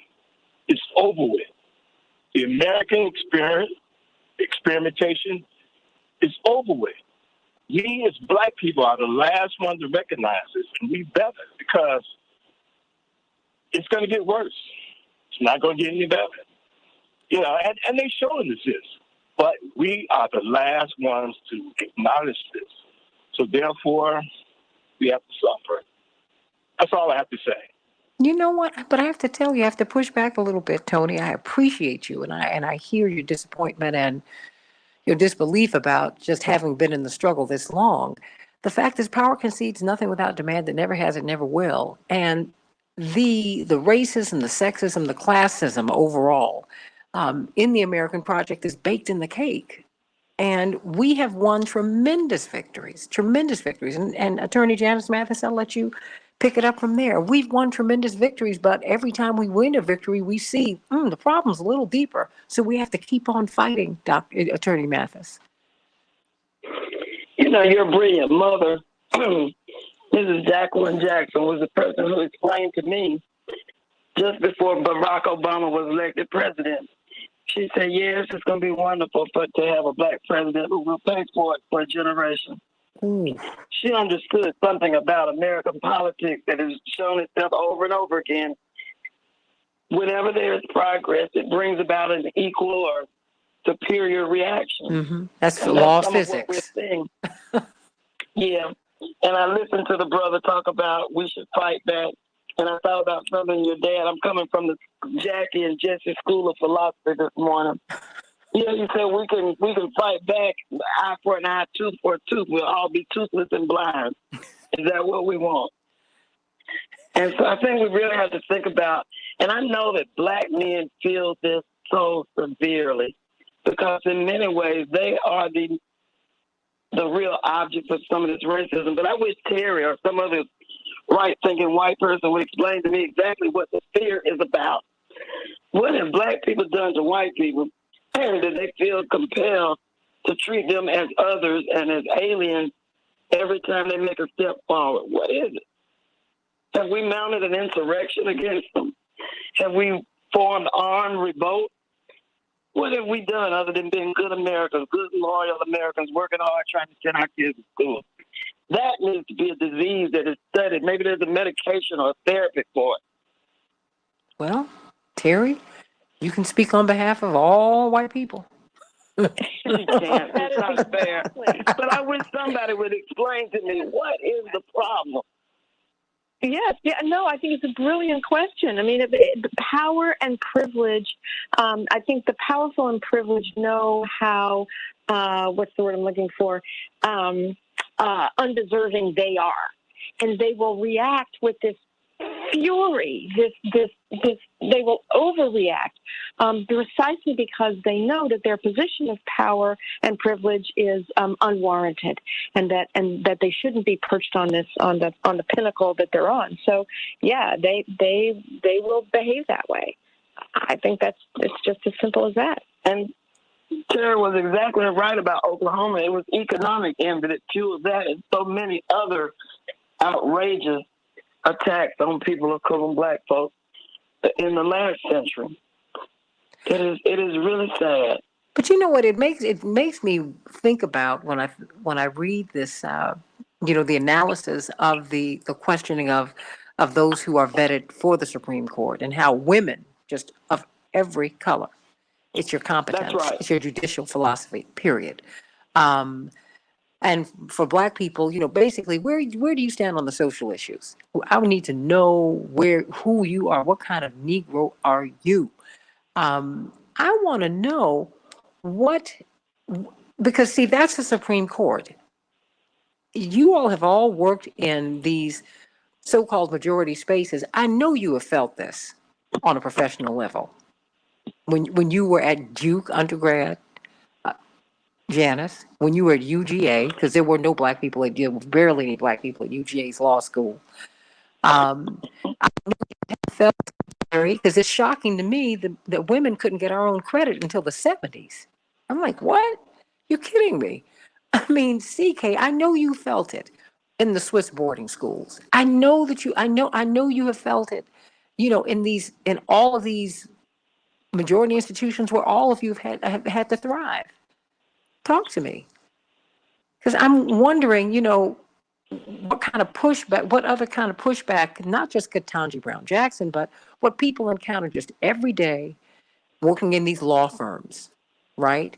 We just had attorney April Prayer on yesterday, and she was talking about her experiences in the courtroom.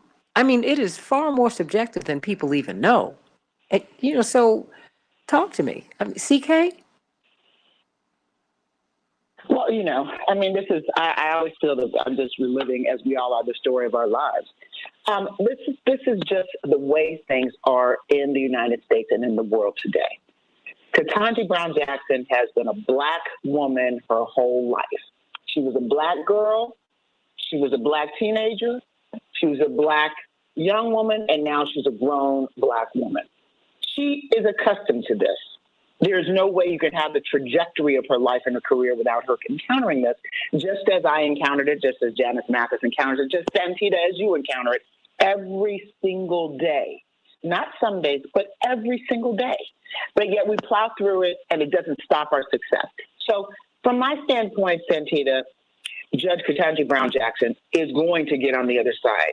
But what we need to look at is how we fight differently when confronted with these types of things. It's tiring when every single day you feel the need on some level to justify your very existence, not in being combative, but just justifying because you're being challenged every single day on everything that you do.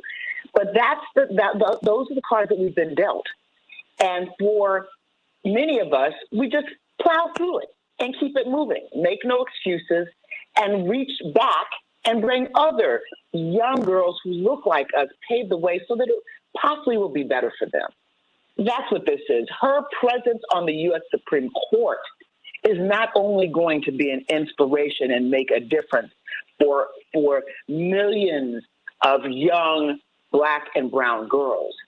It's going to make a difference for this country because of her leadership, because of her vision, because of her experience, because of her brilliance. All of these things are what severely intimidate those forces that are trying to drag her down, because she is bad to the bone, as the young folks say, and she's going to make a difference on that court. It's not about the 6'3", conservative.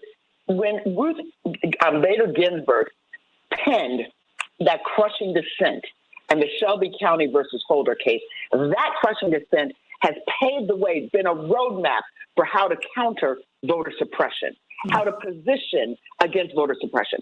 So her dissenting opinions and her majority opinions, by the way, are going to be just as impactful, if not more impactful, than Justice Thurgood Marshall's opinions. And when I say more impactful, it's not because she will exceed, but we're at a different time. Mm-hmm. We're at a different time and space than when Justice Thurgood Marshall was on the U.S. Supreme Court. So I am cautiously optimistic because of the fight that lies ahead and because she is not alone. She has a legion of women, men, children, young adults who are supporting her and who are not going to let another day pass where she doesn't get her opportunity to sit on the U.S. Supreme Court and get over the hump and be confirmed. So I just feel optimistic. Well, but how do you handle this in the workplace? It's difficult, Santita, but you work through it. For instance, which happens regularly, if someone asks me if I'm the elevator operator, frankly, I didn't know that there still were elevator operators. And there's nothing wrong with being an elevator operator. The person who pressed back in the day, they would press the button to go. If someone asks me again if I am the receptionist, the court reporter, when I'm there in a $1 billion lawsuit taking the deposition of a CEO, I don't mean back in the day. I mean now, today. If that happens tomorrow, then just know that it happened 3 weeks ago, because that's the story of my life. Being underestimated, being honest, people just completely don't see me or don't see Black women. Well, I personally don't mind if you don't see me, because that means I'm always going to have the upper hand. I'm always going to be at an advantage because you don't see me. You don't think I'm significant enough to bother to do research on me, to see what perspective I might bring, to see how I might be an advocate on behalf of my client, any of that. So that puts me at a distinct advantage. But even if you did do those things, because of the fact that every day of my life when I wake up, I know I'm going to encounter some form of resistance, and I've learned to deal with that with, there are different ways that you deal with. Sometimes you deal with elegance. Sometimes you deal with it with righteous indignation. Sometimes you just look at the person, and if looks could speak 1,000 words, they understand the look that you're getting. But you always deal with it with preparation. You always deal with it with excellence. You always deal with it with fight. You always deal with it understanding that there's somebody else in the cut looking at you, behind you, who needs you to stand tall and to represent. And that's how you live. And for me, it's my children. I know that wherever my fight is, so my children can live. It's just that simple. Terry O'Neill, how do you counteract these kinds of insults? And what do you expect to see with her hearing next week? I think to counteract these insults, we need to do exactly, Santita, what you're doing right now on this radio show. We have to name it.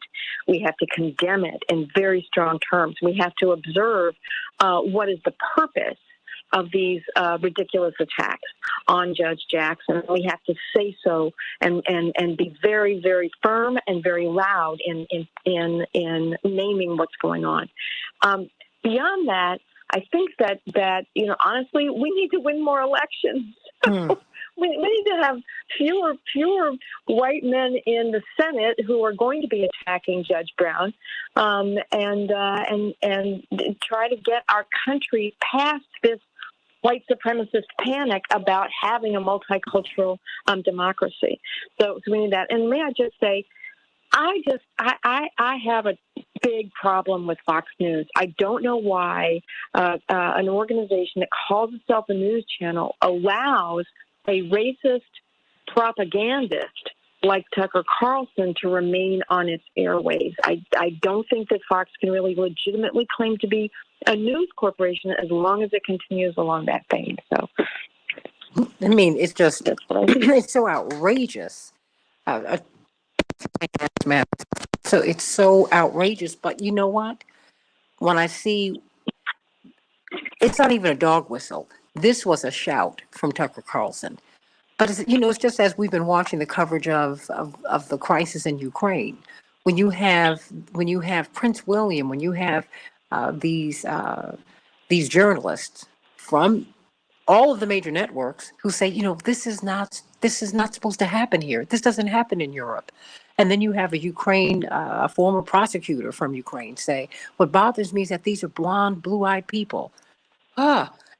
It's just, this is an attitude that just permeates the world order. I mean, what do we do? As the National Council of Negro Women. I mean, look, and to be fair, CK, at the Waldorf Astoria, Reverend had spoken at the UN this particular day, and he was on his way downstairs to take President Mugabe and his wife to dinner at Dr. and Mrs. Cosby's home. And the old white lady, bless her heart, who was staying in the presidential towers, as he was, gave him a tip. Oh my God. And there's that. As he was about to step into his limousine. Yes. Okay? Right. He said so. And Santita, there's nothing wrong with being being a court reporter, being a secretary. All of these are very noble professions, honorable professions. We applaud all the people who work in different industries. But if that's not what you do, then, if you're not the bell person, then when somebody gives you a tip, it's just an amazing thing. It's an amazing experience. And I'm sure that they were just like, my. All you can say is my. Look, wait a minute. I used to go on my great-grandmother's job with her when she was Mrs. Marshall's maid. I have no problem with that. My grandma Gertrude served you your food at the VA hospital. That is not the point. All work is honorable. I am not mad about it. Absolutely. So absolutely. No. We're talking about something else here. So Absolutely. But Santita, that's, as I said, maybe 3 weeks ago, this happened to me again. It just happened. That's kind of. Well, this is what Percy Sutton said, that this would happen if you were ever, Janice Mathis, if you ever kind of lost your way and didn't understand what being black was about in the United States. He said, wait till the end of the day. You're going to find out. By 12 midnight, you will have something that will have happened to you. Attorney Janice Mathis, the executive director of the National Council of Negro Women. Everybody join this great organization. Attorney Mathis, you still there? Yes, I'm here. I was just thinking about a sign that hung in the law school foyer at Georgia that no Georgian should have to leave his state to receive a superior legal education. I used it for fuel. I knew that when that sign was put up there, it wasn't meant for me. But I also knew that my grandmother expected me to graduate. I never expected to work most of my career on voting rights. But I realized early on that if I didn't, who would? And so you use it as fuel for the journey. When you get those slights and those attacks, and they come, but you say, okay, well, I'm going to prove that you're mistaken. And you may not say anything, but you just do the very best that you can. And, 2 or 3 days ago, I was in front of the Supreme Court with 50 sisters, all proclaiming that we stand with Ketanji Brown Jackson. You fight back. You fight back with dignity and with perseverance. And eventually you make a difference. I want to interject a note of hope. 55% of Americans to 22% believe that Ketanji Brown Jackson should be confirmed. So it's not most Americans who harbor these feelings, but they're being led astray by this dog whistle politics. We can do better, and I'm confident that we will.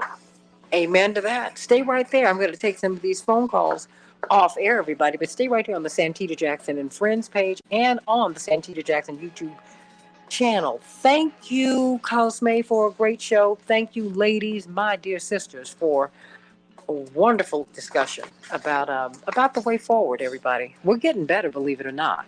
America's getting better. We are getting better. I'm sounding like my dad, but we are getting better. We just have to continue to fight back. Back with Laura. Let's see right here. Get some closing thoughts on the Santita Jackson show. Could you bring up Tony?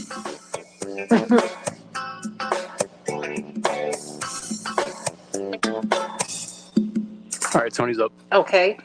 Tony? Yes, ma'am. What's on your mind, hon? How you doing? This is really a pleasure. Oh, the pleasure is mine.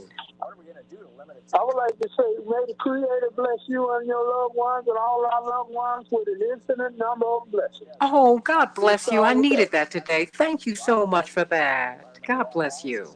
And I need you in the mornings, too. I try to tell people about Dr. Deborah Holen and Dr. Chinley Knight. But, you know, I even brought up the subject about maybe your father, if he could talk to Putin, and they just bust out laughing and stuff. And I say, y'all don't know this man's body of work. But I'll leave that alone. But getting to Attorney Ketanji Brown, a judge, I saw on Roland Martin Unfiltered where he said that she has more experience than Judge Cajun, I think that's her name. Oh, Kagan. Thomas, she's Justice Robert and Connie Barry combined. And I'm reading this book about an outstanding book. I think I heard you mention something about it, and I would like to. I believe everybody should have this book in their library. You know, the book by Isabel Wilkerson Cass. Oh, yes. Absolutely. A way to keep the system of the caste system intact is occupational hierarchy. And that's what made me think about, Judge Jackson. Excuse me, I'm getting the name mixed up. Ketanji Brown Jackson. Yeah, they can't tolerate that. Because, and then I was thinking about how Isabel Wilkerson talked about how Usher would bring a person into the movie theater and would assign them to certain seats. And I think, that's the type of mentality that we are dealing with. So absolutely. I've learned a lot from you, and I think your family is outstanding. I got so much respect for your father and your mother and Jesse Jr. and Jonathan and man. And I heard Yusuf one time. I think he was addressing the public about when your mother and father was going through some, when they had COVID. Thing. Yes. When he talked, and I said, "Wow, listen at that. I know that they got to be proud of their children." Oh, we're all products of you. Yes, sir. Let me say one more thing, then I ain't gonna hold you up. And I appreciate you sharing your time with me. It's an honor. Oh no, I'm honored that you share your time with me. Thank you for that. Thank you. And I know you're very diplomatic and humble, and because I've heard you getting angry, but you express your anger with such restraint, self-restraint, and it's. But the main thing that's coming through to me is your love for your fellow man. That's what's coming through to me. But did you ever hear about the story of young Lisa Renee in 1994? What happened to her in Arlington, Texas? No. You get a chance, please. I say a prayer for that young girl every day. What they did to her is I think they executed one or two of them. But a 16-year-old black girl, what they did to her. If you get a chance, check it out. And I throw her name in my prayers every day. I pray for everybody. I try to pray for everybody. And I'm getting a little ticked off about I feel for the Ukrainian people, but I also feel for the people in Yemen and Somalia and here and everything else. And that thing about as far as them taking money from out of children's belly to food to eat and stuff. I don't know. This country's better turn this direction around, and then they doing all that whooping at China, and much as we depend on China for a whole lot of different things. I don't know. I think all of these leaderships beating drums to wall. I almost don't even want to turn on the television or the radio.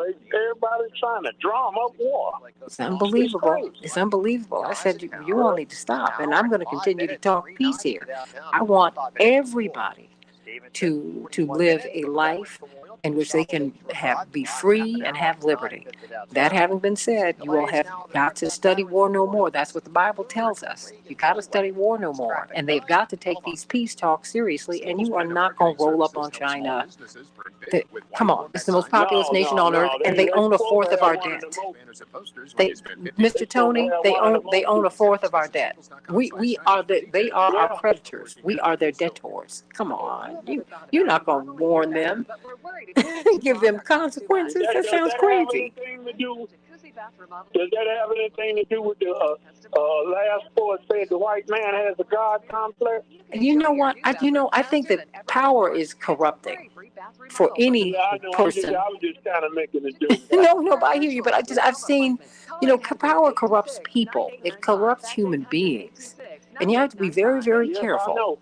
You have to be careful. My father said, if you have power, you should try never to use it, because if you use it, you might abuse it, and if you abuse it, you will lose it.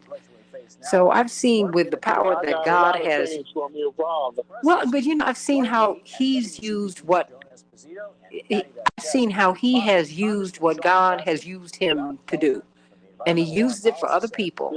And He, says, wait a minute, be humble, be kind, and just always know that this is about God. And if you do not have God first, it's always gonna fail. And it's just the truth. Now, and then another thing, I'm a recovering person, right? Mm-hmm. And at a lot of meetings and stuff, I think one of our thoughts was today is, I might have come out of the Bible somewhere, was saying, where is the world as a loose garment? So I have to come down to the personal level. But at the same time, I don't want to become so wrapped into myself to becoming totally self-centered. And on the other extreme, I don't want to get so wrapped up into what's happening in the world to where I lose my, focus on what I need to do for myself. Sure. Well, just continue to take care of yourself. I think a friend of mine, I got a new friend. We talk, Brother Eddie Reed. I'm sure you know him. Yes. We love Eddie Reed. Yeah. Let me ask you one thing. Wow, it's really a privilege. A blessing for you to be sharing your time with me, because I know you probably got a plethora of things to do. They may trying to sound intelligent, but you are intelligent. Stop. Don't. Wait a minute. Let me tell you something. Don't talk down about yourself, and don't talk down to yourself. No, don't even joke like that. Don't even joke, because while you're in recovery. No, but I'm just saying, while you're in recovery, learn a word a day. I think you might inspire somebody, like me. What's wrong with having a vocabulary? There's nothing wrong with that. Nothing. Thank you. But the thing is, hear what I tell people. I say, look here. Now here it is. We got about a million words in the English language. Now you want me to relegate my conversation, limit my vocabulary for your convenience? Come on. Hi, Jody. Hi. But I don't know. I don't want to sound too arrogant either.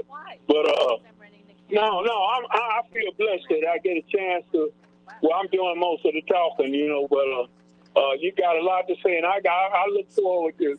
Like, my day is not complete if I don't get up and listen to your show where you have Pastor Todd here, Pastor Stevens, Thurston, Vicky, Pastor Vicky Johnson, Pastor Dixon Williams, Oh my goodness. Pastor Darius Brooks, and Pastor Marcel. I don't miss a beat. And then you have Dr. Deborah Pohold and Dr. Shanina Knighton. You have a wealth of information. Attorney C.K. Hoffler, Attorney Robert Patillo, Attorney Janice Mathis, Attorney Terry, whatever, Terry O'Neill, and then you have, let me see, you have those Bryce Green, you know, here on the other side of the stuff, while they beating all these drums and all that stuff, and then taking food out of our children's mouth, cutting and snapping the school lunches. It's madness. It is. And well, you know, I do the show for you, just so that you know. This show is for I you. appreciate you. I appreciate you so much, and I love the way you facilitate gatherings and stuff like that. You got a gift, and what's so beautiful about it, you competent and you filled with love. Oh, thank you so much. You're a powerful sister. Oh, thank you, and I'm so grateful to God that you're letting your light shine as you recover and as you get healthy, and you show people that, as my pastor, Reverend Clay Evans, used to say, it is no secret what God can do. What He's done for others, He'll do for you, with arms wide open. What God can do. And look what He's done for you. What He's done for others. I ain't got it right, but I can't sing. I'm a musician also. You got I play drums. I haven't played in a while. Yeah. I love you. Well, thank you for sharing. I love you too. Thank you for sharing your. I just got a new little grandbaby too. Congratulations. Her name is Soraya, means princess. Yeah, her princess. That's what her name is. She is so wonderful. Well, she's the granddaughter of a king. Every moment that I'm alive, I'm getting a chance to renew again. Oh, I'm so happy. Take some pictures with her. Take some pictures with her. They're going to mean the world to her. Take pictures. Just take pictures. Have you ever heard this? A man without mirth is like a wagon without springs. He is jolted by every pebble along the road. Amen to that. Thank you, Mr. Tony. I found out, a friend of mine, we be getting into some intense discussions, and the way I be telling them the importance of having support groups. And to me, that's my opinion. Mm-hmm. But I found out one of the ways, the worst way that a conversation or discourse could get toxic is for the people to become personal, focus more on the personalities than the issues. But then the way to diffuse that is using humor. It usually works every time with me. Absolutely. Yeah. Absolutely. Well, let me take this other call, and then I'm gonna have to skip off there. But I thank you, Mr. The Tony. other caller's dropped. Okay. I'm spreading the word. I got a chance to talk to Santita Jackson. Bless your heart. Thank you. God bless you, and you and your family too. God bless you and your family and your new grandbaby. Thank you. Yes, Soraya. All right. Thank you. Thank Have a you. good day, ma'am. Thank you. God bless you. Everybody, thank you so much for being with us today. Everybody, please, please, please. Please, you know what? I'm so grateful for Tony and for all of you, because, without you, I wouldn't be here. And you you inspire me to work hard, and I just want to thank you for blessing me with you, with all of you. I love you, everybody. I'll see you tomorrow on the Santita Jackson Show. Have a good one.